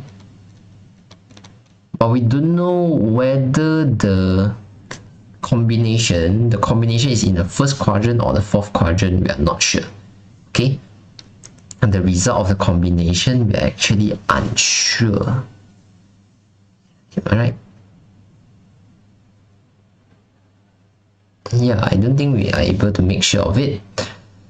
So let's say let's just keep it general, okay? But overall, the combination of things should be V0 is equals to I0 Z. Let's not label where is it, because I'm not sure it's in the first quadrant or the fourth quadrant. But it's still the same voltage, but it's a new current. It's a new impedance. So we need to find a new impedance in order to find the new current. Okay. We have the new current. Sorry. We have a new current, the voltage is still the same, so we can find the impedance from it. So once you get the impedance, we can use the impedance to find what's the XC, then from the XC you can find what's the C, I think. Okay, so that's the approach that we are going to go for. So you use V0 is equals to I0, but this is a new I, so I0 prime, Z is Z prime. Okay, so V0 we know is 577, I0 Okay, we have to change it to RMS. I not change it to RMS, you get RMS, IRMS, square root of 2 multiplied by IRMS, new RMS, sec prime. So over here you have 577 divided by square root of 2. RMS, the new RMS is 31.9 milli ampere multiplied by z prime. So you know that the new z is how much?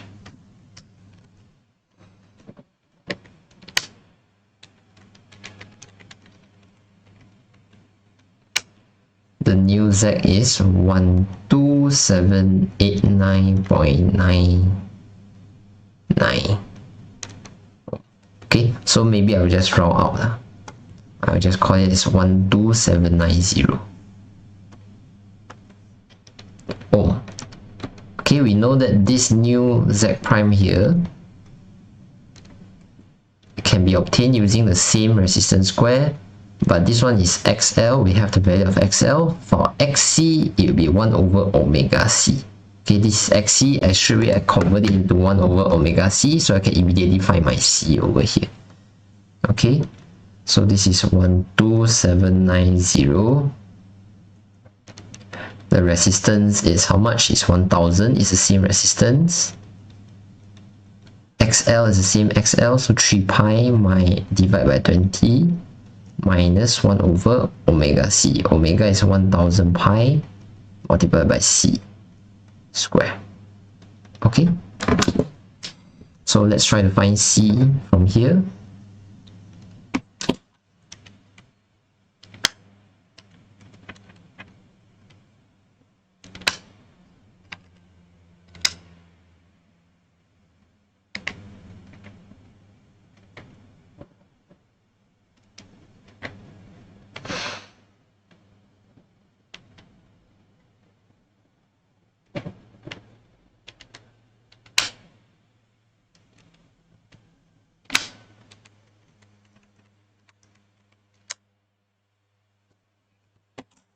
I'm getting a capacitance of 2.50 times 10 to the power of -9 and -8 farad.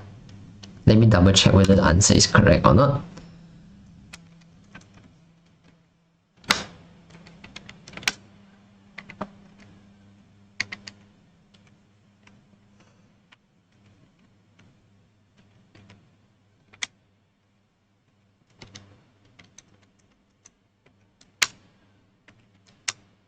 Yep, should be fine.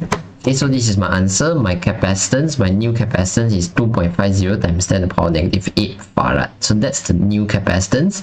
But now they ask what is the resonance frequency of the circuit. So I need some space to do this question over here, but I'm out of space. I'll remove the phasor diagram, the old phasor diagram.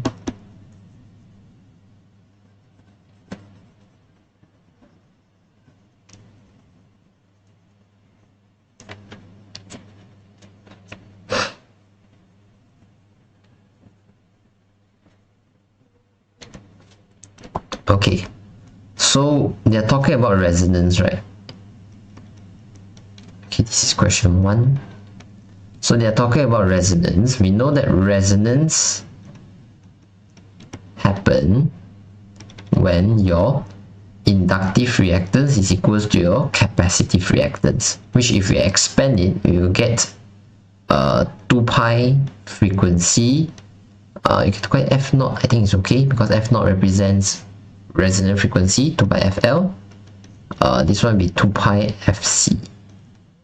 Okay, so this is inductive reactance, this is capacitive reactance. So now we can rearrange the equation to make F naught as our subject. And you see that on the other side, you see 1 over 2 pi square root LC. Okay, so we have the inductance 150 microhenry. We have the capacitance is this much. So from here we can calculate the resonance frequency.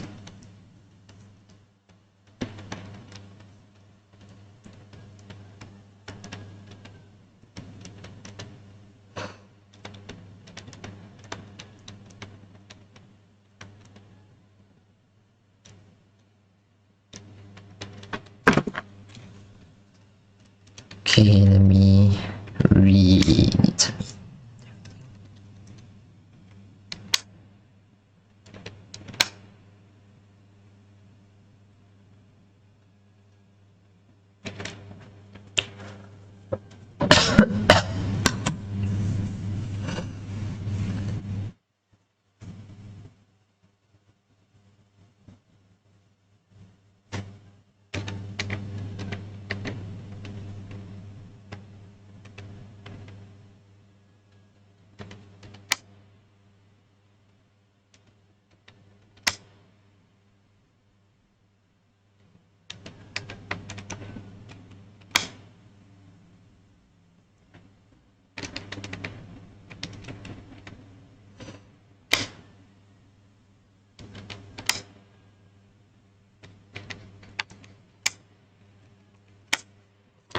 Okay, so the frequency, resonant frequency will be 8.22 times 10 to the power of 4 Hertz.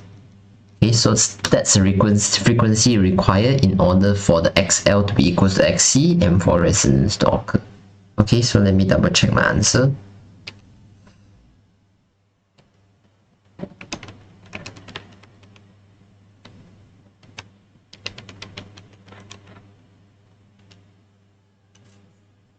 Yeah, seems about right. Okay, so that's it for this question. Let's move on to the next one.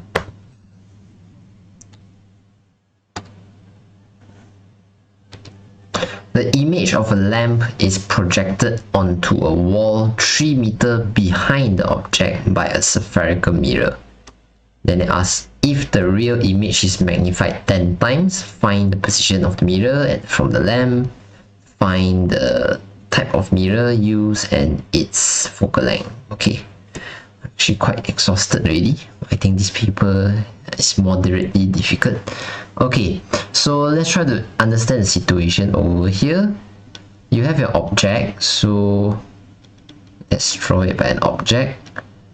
The image, the image of a lamp. Okay, so I believe this is the object. The object is a lamp, so its image, right, is projected onto a wall 3 meters behind the object by a spherical mirror. So if our mirror is over here, let's call this the mirror. Okay, then they say that the image is 3 meters behind the object. So mirror is, we consider the side where you have the mirror to be in front. So you can think of it as a person standing facing a mirror. So in front of the person there's a mirror. To the back of the person there's a wall 3 meters. There's a wall 3 meters behind the object. 3 meters behind the person, or 3 meters behind the lamp, there's a wall. So on the wall there's an image. Okay, based on this statement over here, we can know quite a lot of information actually.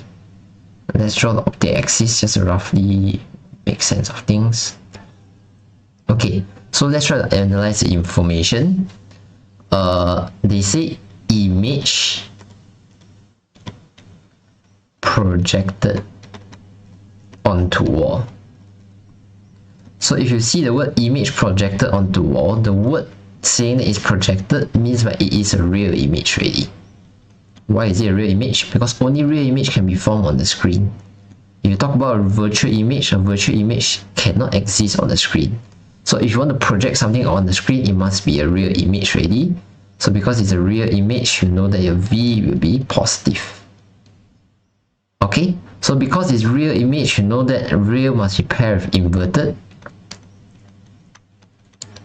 So because it's inverted, you can be ready that the M should be negative. At the same time, your HI should also be negative. Okay, so maybe I should edit the diagram a little bit. But this diagram is not a ray diagram. We don't need to be too careful with it. Just to make sure we know roughly how everything comes into place. So our image is somewhere around here. Okay, so we can continue. Here 3 meters behind the object by a spherical mirror. So what can we know about spherical mirror? If it's real inverted, That means it's not VUD, right? It's not virtual outright diminished anymore. So if it's not virtual outright diminished, that means it is not a convex mirror. It's not a convex mirror. So if it's not a convex mirror, that means it is a concave mirror. Okay? Because convex mirror can only produce VUD. Okay, convex mirror can only produce virtual outright and diminished image. So if it's not virtual outright diminished, it is not produced by a convex mirror. So if it's not a convex mirror, it must be a concave mirror. Okay? If the real image is magnified 10 times, okay? Real image, okay? So they already let us know again that it's real image. They can choose not to tell you, because they already mentioned it's projected on the wall, so you should know that it's real image. Okay? So real image is magnified 10 times.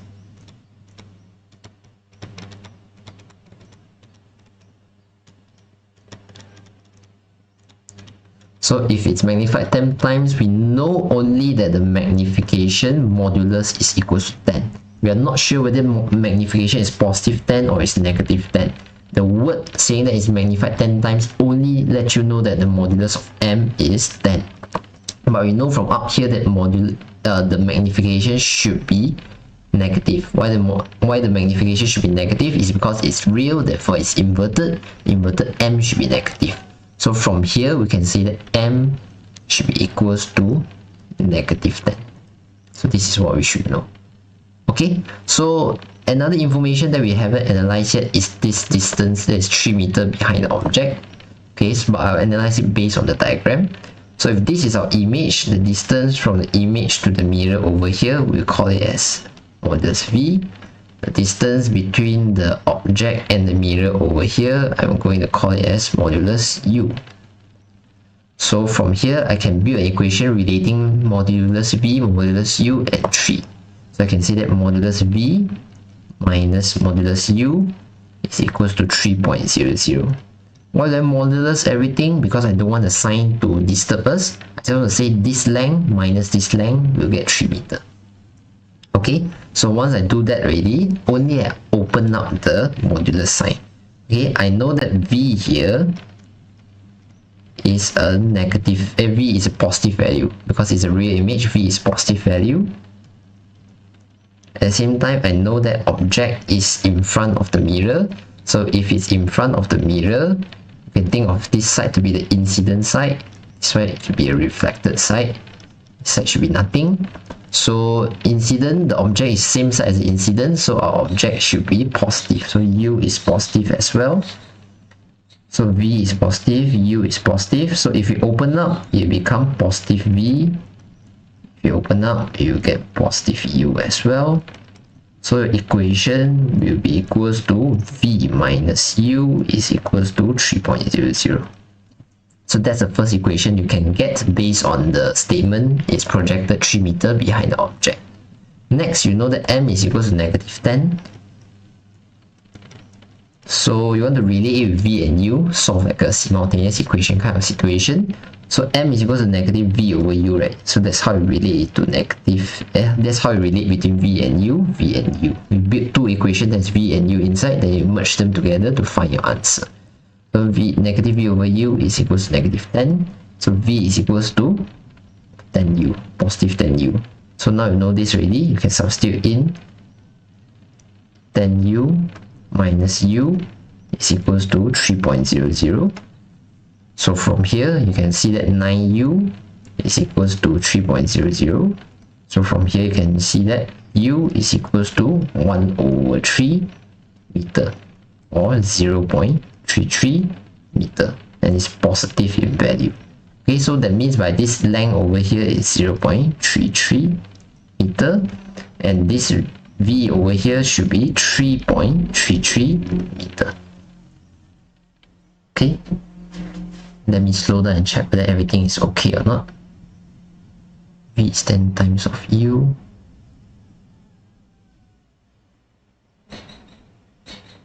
Okay, makes sense.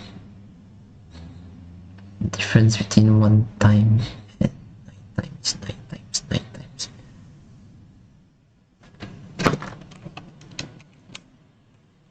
Okay, should be fine. So from here we get object distance. So object distance 0.33 here actually answer our first question. So you can say a mirror is positioned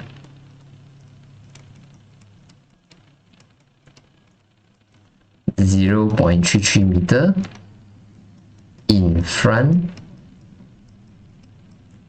of the object. Okay, why is it so?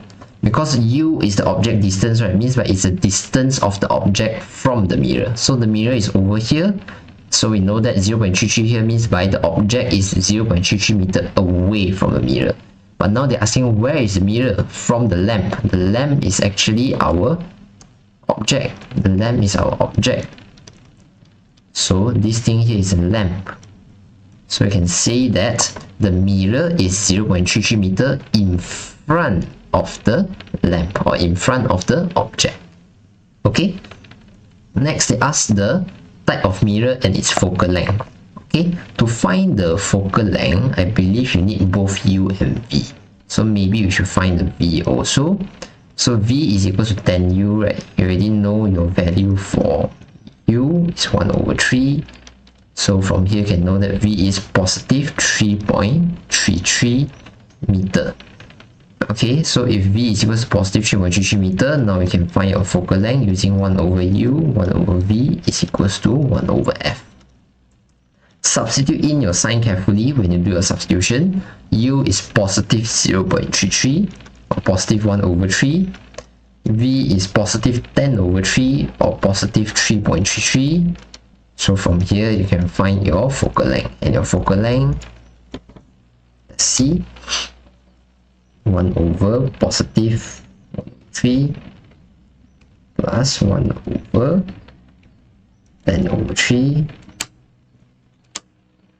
You'll get your answer to become 0.303 meter. But since it's a positive value, it means by your COC is on the same side as reflected ray. COC is what? COC is center of curvature. So center of curvature, same side as a reflected ray. We can see that the reflected ray is on the left hand side of the mirror. This is the mirror. Reflected ray is on the left hand side of the mirror. So if our COC is on the left hand side, okay, let's draw a hypothetical COC.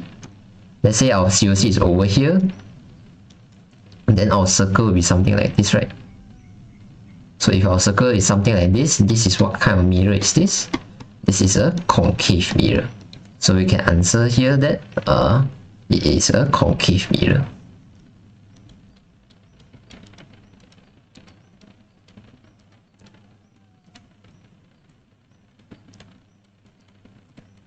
Okay, which actually match with what we predict earlier. We already know that because it's not VUD, it's not convex mirror, therefore it is a concave mirror. But this calculation further prove our statement because F is positive, center of curvature is on the same side as the reflected ray is on the left hand side, so center of curvature is also on the left hand side. So our curvature will be like this. So if our curvature is like this, you can see that this is actually a form of concave spherical mirror.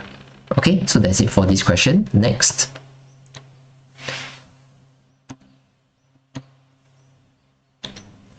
One end of a long glass rod is hemispherical in shape with radius of curvature of 10 cm.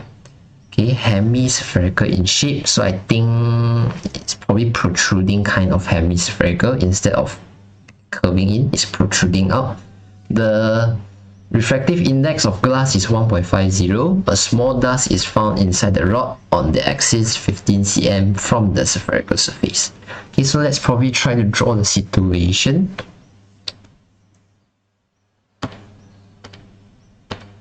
Oh, I can definitely say you guys are having a hard time answering 8 questions at the same time because I'm quite exhausted already. Okay, so this is our long glass rod. We say that there's a hemispherical end, something like this. Radius of curvature is 10 cm, so if we draw this line over here, you see that this is the radius. The radius it's 10 cm, 0.100. The refractive index of the glass is 1.50, so N of glass is 1.50. Okay.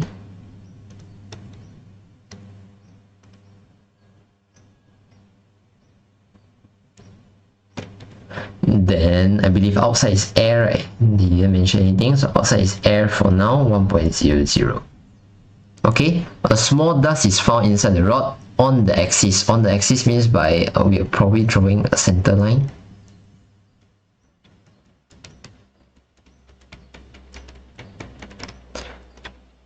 Okay, then your small dust is found on the axis 15 cm away from the spherical surface.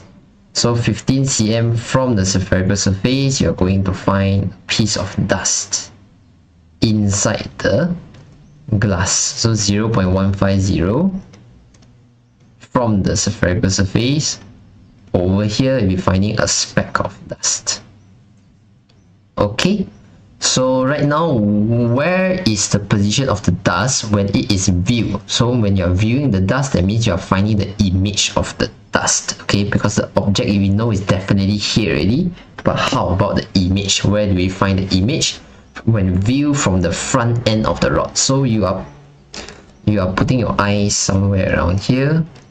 This is where you put your eyes, and you want to observe where is your dust, or the image of your dust. Okay, mosquito. Okay, so this is medium.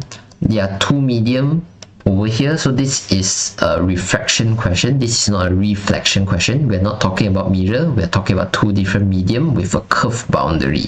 So this is a refraction at a spherical surface. Our equation will be N1 over U plus N2 over V is equals to N2 minus N1 over R. So this is the equation.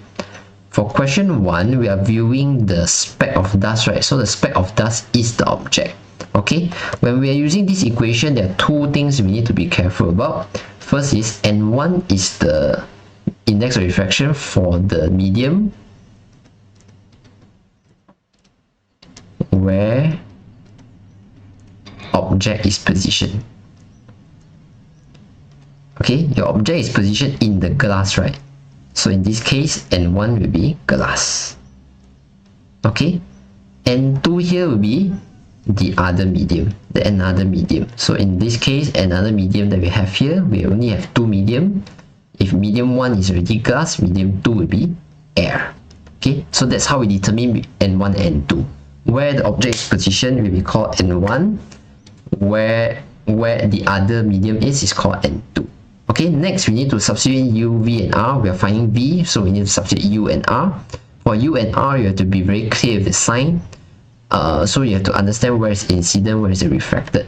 In our case over here, I think you can see clearly that object is here, right? So rays will be coming out from the object. So incident will be on this side of the boundary. Okay, when the light will pass through the boundary, exiting the glass, entering air, so it will get refracted into the air. So the refractor is outside the glass rod. Okay, so right now you can see that our center of curvature is here. This is our center of curvature. Center of curvature is on the opposite side of the refracted ray. So we know that our R here, COC is opposite, center of curvature is opposite refracted ray. So we know that this one, your R is negative. Okay, your object is on the same side as the incident ray. Okay, object is on inside the glass. The incident ray is also inside the glass. So you can see that your object is on the same side as the incident ray. So you can know that your U is positive. Okay, so there are two things to be careful. One is how you select N1 and N2, which one is N1, which one is N2. Second thing to be careful about is the sign of the U, V, and R that you substitute inside. If you manage to get these two things correct, the substitution will be rather easy actually. Okay, so let's do our substitution. So n1 will be equals to, we know that it's glass, right? So 1.50 divided by u. U will be equals to, what's the distance of the object from the boundary? Distance of the object from the boundary is 0.15. 0.15 positive, right? So positive 0.15. Continue, n2 is 1.00. V is what we want to find. So n2 minus n1 will be 1.00 minus 1.5. R here, we know that it's negative. So what's the value for R? It's the distance of the COC, center of curvature, from the boundary. So this is 0.1. Negative 0.1. Okay, so we can substitute it inside.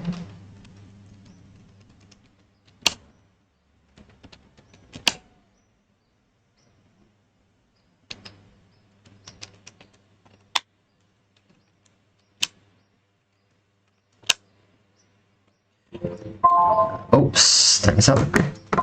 Okay, so your answer should be negative 0.2. Where is negative 0.2? We know that because it's negative, we can say that negative means by our image is opposite, on the opposite side of the refracted ray. Okay, image is on the opposite side of refracted ray. Refracted ray is in the air, so opposite side will be in the glass rod. So that means by you can explain it to be 0.200 meter inside the glass rod.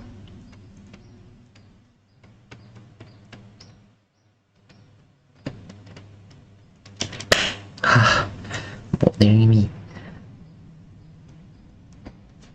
Okay, why inside the glass rod once again? Because it's negative. Negative means by image is on the opposite side of the refracted ray. Refracted ray is in air, so the opposite side of air will be the glass. So that means my image is in the glass. So that's why it's inside the glass rod. Okay, question number 2. The whole rod is now immersed in liquid of refractive index 2.00, whereas the position of the dust when it is viewed in the liquid. So the only thing that we change is the surrounding medium is no longer air. The surrounding medium right now will be water. Is it water? No, liquid. Okay, so we can change the situation to be N liquid. So N liquid is 2.00. Okay, so nothing has changed. The situation is still the same, except that your N air just now, N2 over here, will be replaced by 2.00. So we can do the same calculation except changing out N2. So N1 over U plus N2 over V equals to N2 minus N1 over R. So N1 is still the same, nothing has changed for N1, so U also the same, positive 0.15. N2 we have replaced it with liquid, so it's no longer air, so it's 2.00. V is over here. So N2 is 2.00 minus N1 is 1.50. R is still the same R, so it's negative 0.100. So from here you can find your V.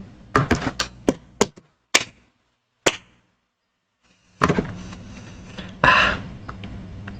0.50 divided by negative 0.1. Okay, minus 1.50 divided by 0.50. Put the answer. Negative 0.25. Am I getting it correct? I don't think so. Let me double check.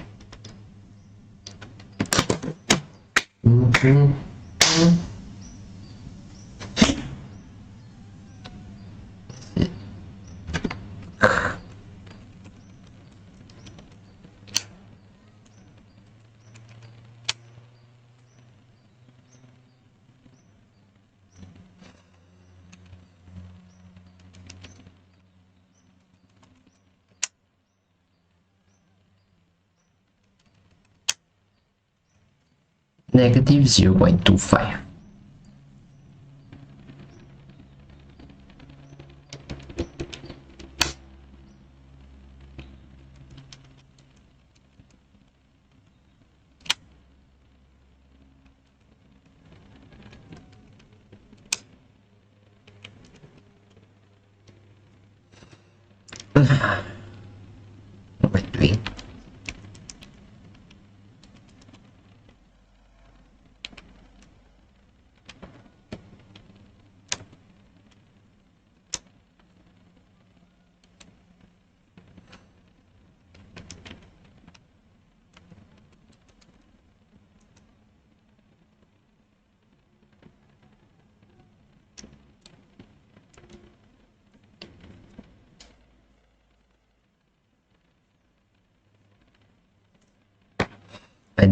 that's the answer.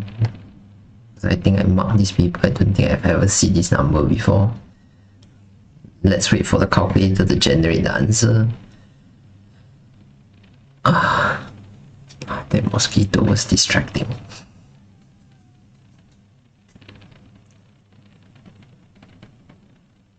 It's negative 0.25. Okay, I'll just write down the answer. Not sure if it's right or not. If it's wrong, I'll provide a correction snippets at the back also. Okay, so for now this is the answer. Okay, so to write where is the position of the dust, the position of the dust is 0.250 meter inside the glass rod, because again it is negative, so it's inside the glass rod.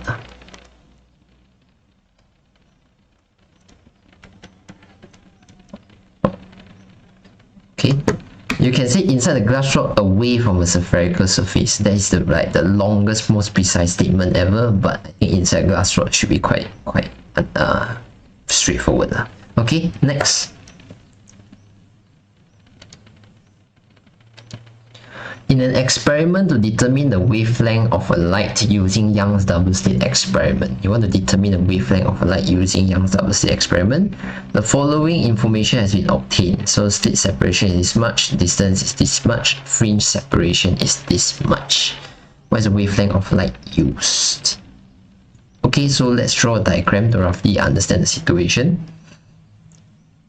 So double slit, so there are two slits. So this is your screen.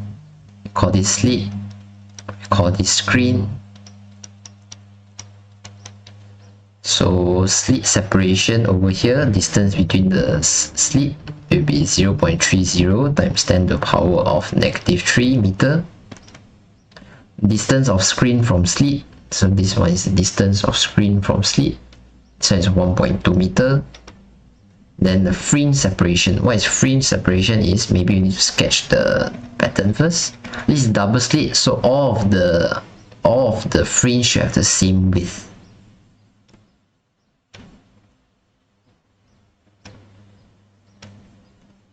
Okay.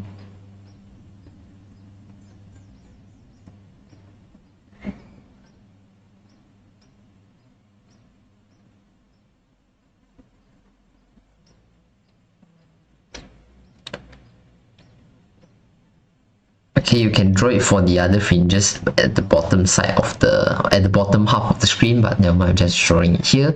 Fringe separation means by the distance of one fringe from another fringe, from the next fringe. Okay, so let's say this is the first bright, right? What is its distance from the second bright? Or what is its distance from the central bright? This distance over here and this distance over here is what we call as the fringe separation.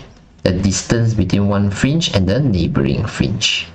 In this case, they tell us that the fringe separation here is equivalent to 0.22 times 10 to the power of -2 meter.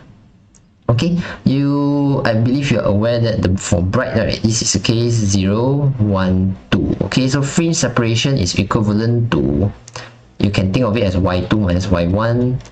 You can think of it as y1 minus y0. But actually in your equation sheet, they already give you the equation is delta y. Okay, all these things here are fringe separation. Okay, so how do we solve this question? If you refer to the formula sheet and use exactly the equation in the formula sheet, you see that delta y is equals to lambda d over d. So you can use the equation, I think that's fine. You know that fringe separation represented by delta y is 0.22 times 10 to the power -2. The distance between the separation distance between slit is 0.30 times 10 to the power of -3. Your lambda is what you want to find. The distance between the slit is 1.2 meters. So from here you can get your lambda to be equals to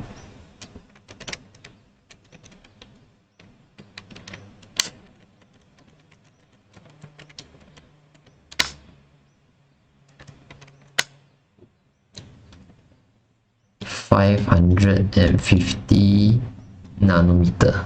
Okay, so there's your wavelength. Next question, number 2.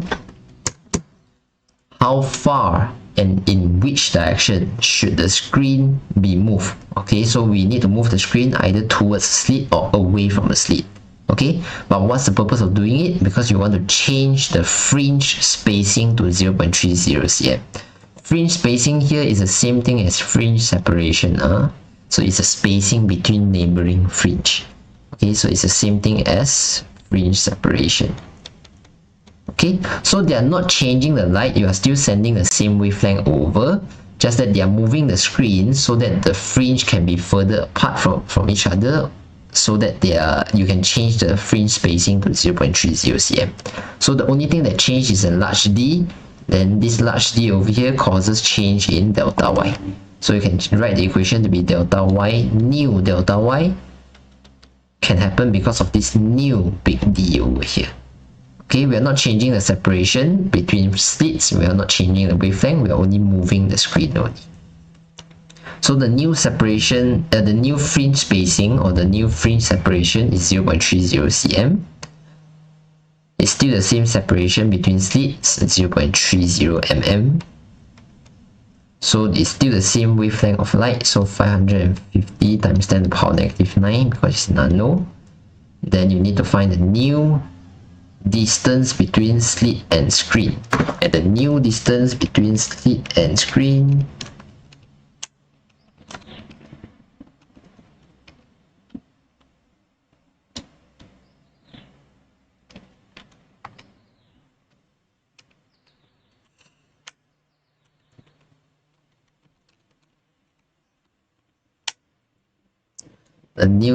is 1.64 meter. So previously it was 1.2 meter, but right now you need to move it until it is 1.64 meter. So where is 1.64 meter? 1.64 meter is somewhere around here. So new position of screen will be somewhere around here.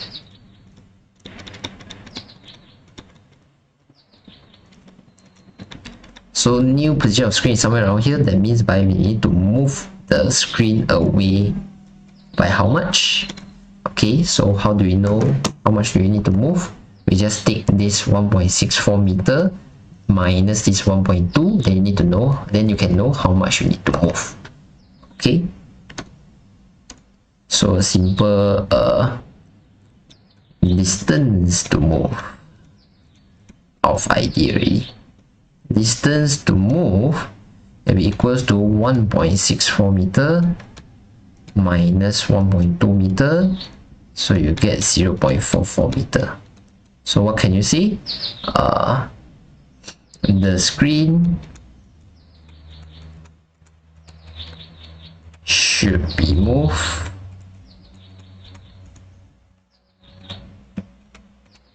(0.44 meter away from the slit. Okay, so you move it away from the slit by how much? By 0.44 meter. Okay, so that's it for this question. Next.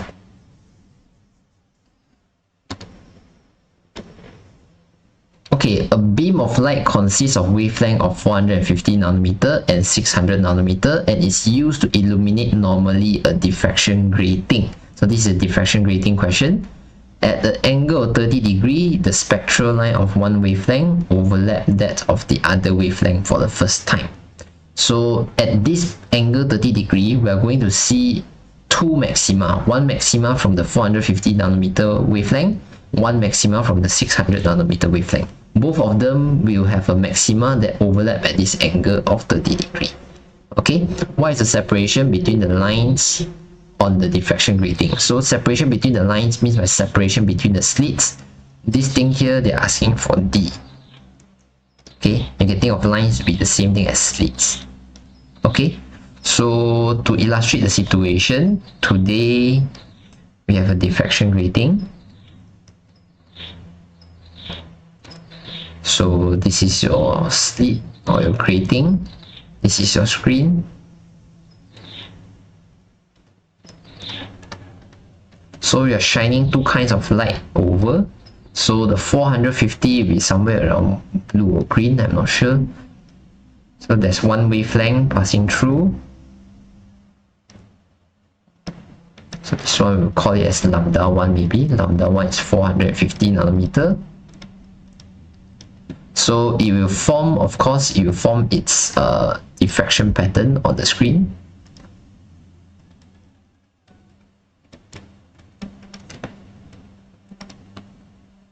Okay, so maybe something like this, then diffraction pattern, something like this, diffraction pattern, something like this, something like this.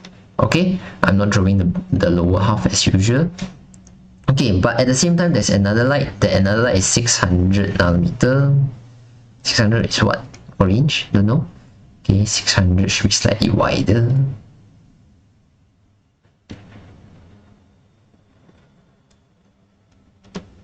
Okay, so let's call this lambda 2. Lambda 2 is 600 nanometer. So it will form also its what do you call this? It will form its own diffraction pattern as well. This one's more further away.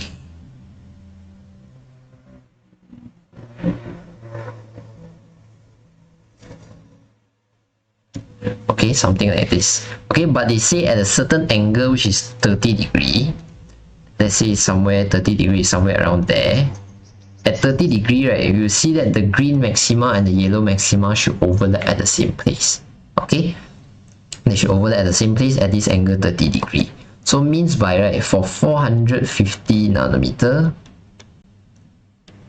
you can do an equation d sine 30 degree. You find a certain m lambda. Okay, we call this as lambda 1, right? So we call it as m1. Okay, you find a certain maxima over here at 30 degree. For 600 nanometer wavelength, you also do your d sine 30. Your d is the same for both situations because you're using the same diffraction grating.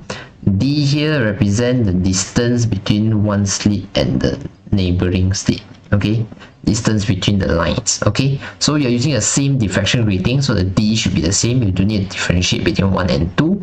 Sine 30 is still sine 30, but because it's a different wavelength, so it will be lambda 2, and because we are not sure whether it will be the same order or not, so m2. Okay, just to say that m1 and m2 can be different, but lambda is definitely different. Okay, we can see that the left hand side are both the same. So the d sine 30 is equal to d sine 30. Okay, it's a weird statement to start. I can say d sine 30 is equal to d sine 30. Therefore, m1 lambda 1 is equals to m2 lambda 2. Okay, so we have lambda 1 and lambda 2. So m1 over m2 will be equals to lambda 2 divided by lambda 1. So lambda 2, the value is equals to, lambda 2 is 600 nanometer. Lambda 1 is 400 nanometer. 450 nanometer. Okay, so through this calculation, if we substitute it into our calculator, put it into our calculator, you see that you form a fraction of 4 over 3. So that means by, right, m1, the ratio of it to m2 will be equivalent to 4.3. Okay, you can see that m1 is 4, m2 is 3. m1 is 4, m2 is 3. Okay, this is how we find the ratio. So we can think of it as m1 is 4, m2 is 3 lah. So now we have this information already. We can use the 450 nanometer equation to determine the d. Okay, you can use a 600 nanometer question to find the d. That's fine as well. But for now, we can say d sine 30 degree is equals to m1 is how much? m1 is 4 lambda 1. Okay, so d is equals to 4 lambda 1. Lambda 1 is 450 times 10 to the power negative 9 divided by sine 30, which is equivalent to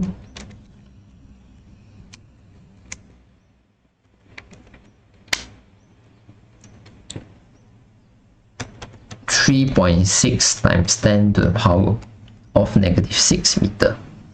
Okay, so the distance is about 3.6 micrometer. One line and the neighboring line, the distance between them is around 3.6 micrometer. So that's how we determine the distance or the separation between the lines. Okay, usually when you see overlap, right, in this case they say M1 is 4, right? Means by the yellow one.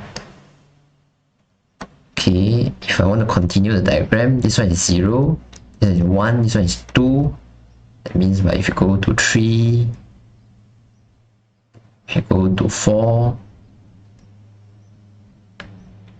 this place over here, you should observe the green fringe.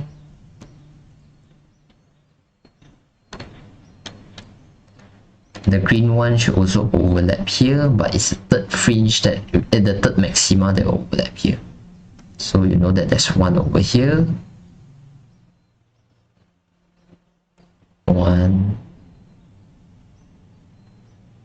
2, 3. Okay, so that's the idea that they're trying to say, and you can find that the place where they overlap, the place that they overlap, it's over here, right? This is the place that overlap, and you find the angle is 30 degrees. Okay, that's the idea that they're trying to say over here. The two wavelengths, they have maxima, but the first maxima, they overlap at this angle of 30 degrees. Okay, so we find the ratio, it shows that M1 is 4, so 0, 1, 2, 3, 4.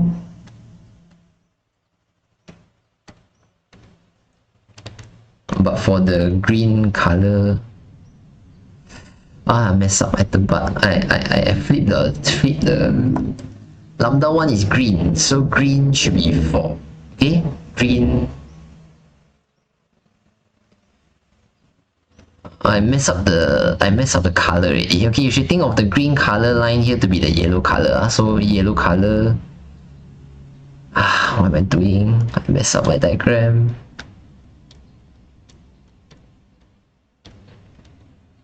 Too lazy to draw again. So just assume the green line is a yellow line. So green line 0, 1, 2, 3.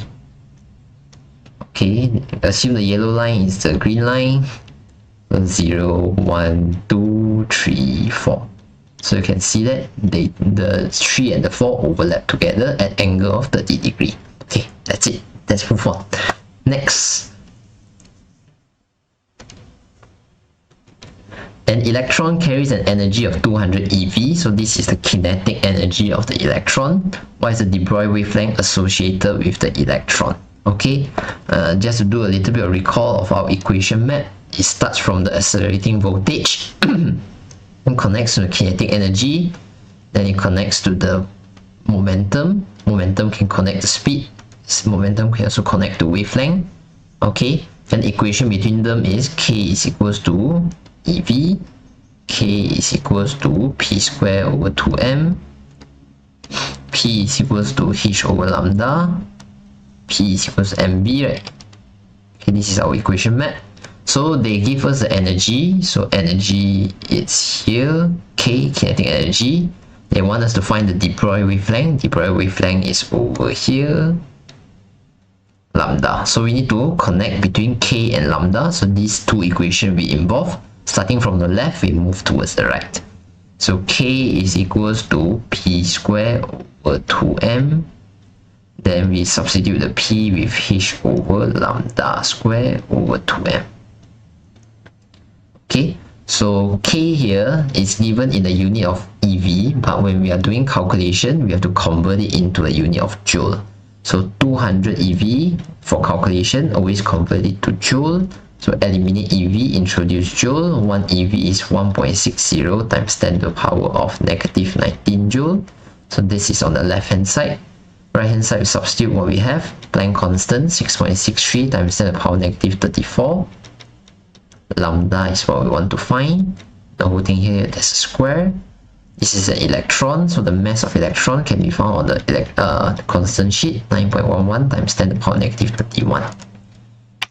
Okay, so 200 times 1.60 times 10 to the power negative 19 times 2 times 9.11 times 10 to the power negative 31. Square root it. Then 6.63 times 10 to the negative 34 divided by the answer. You get your lambda to be 8.68 times 10 to the power of negative 11 meter. Okay, so that's how you determine the de Broglie wavelength. Let's move on. Next, an isotope of phosphorus has a decay constant of this much. If the activity of a sample is this much, what is the number of phosphorus present? What is the mass of phosphorus present? Okay, so there's an equation map for this as well.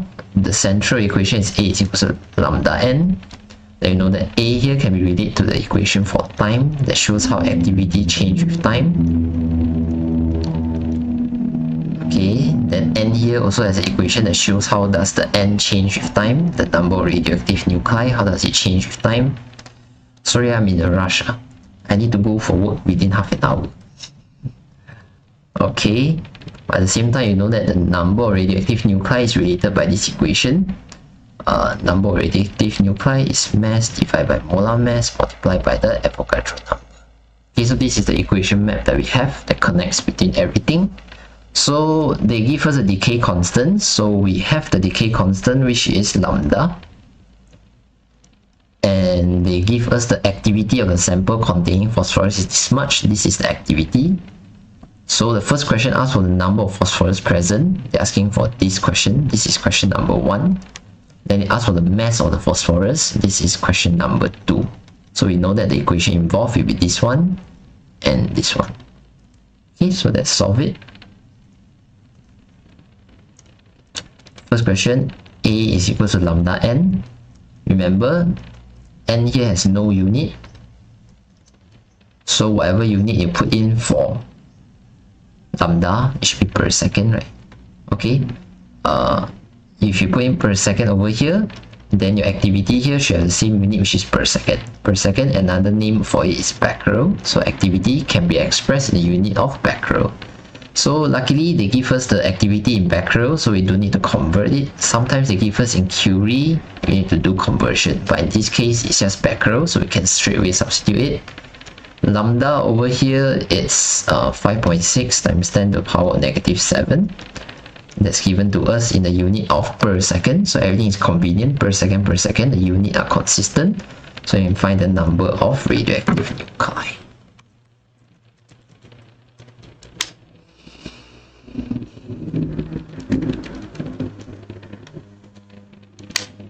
Okay, so you can find the number of radioactive nuclei to be 1.43, not 1.42, 1.43 times 10 to the power of 17 nuclei. So that's how much nuclei you have, how much phosphorus nuclei that you have.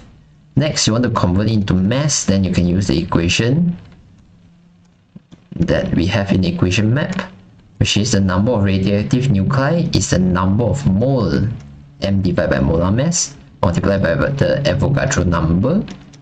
So here you have your number of radioactive nuclei, which is 1.43 times 10 to the power -17.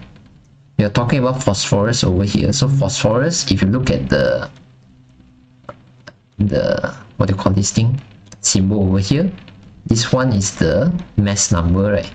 So because the mass number is 32, you can make further assumption that the molar mass of phosphorus is equals to 32 gram. So 32 gram is equals to 0.032 kg. Okay, so you can put in 0.032 over here, then you obtain your mass in kg. The Avogadro number is 6.02 times 10 to the power of 23. So we can substitute in everything.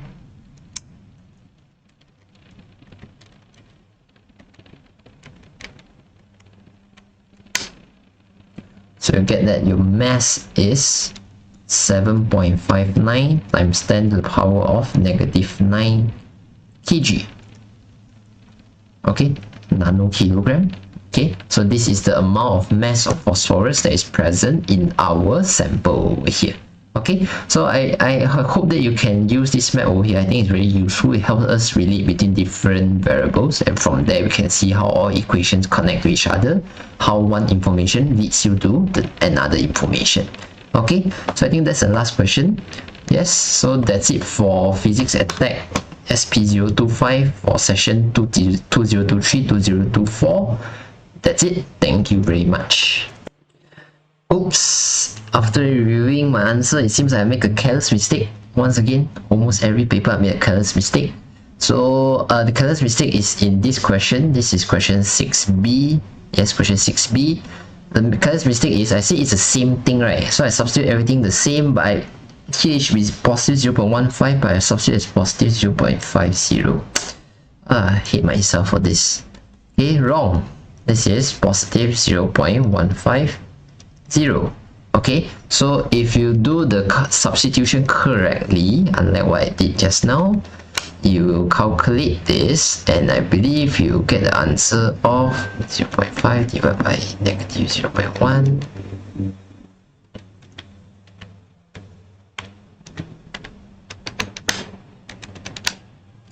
Yes, you get, this thing is wrong, you get negative 0.133 meter. So that means this one is wrong as well. So it should be 0.133 meter inside glass rod. Okay, so that's I think the only mistake that I made. Okay, so that's it. Thank you very much.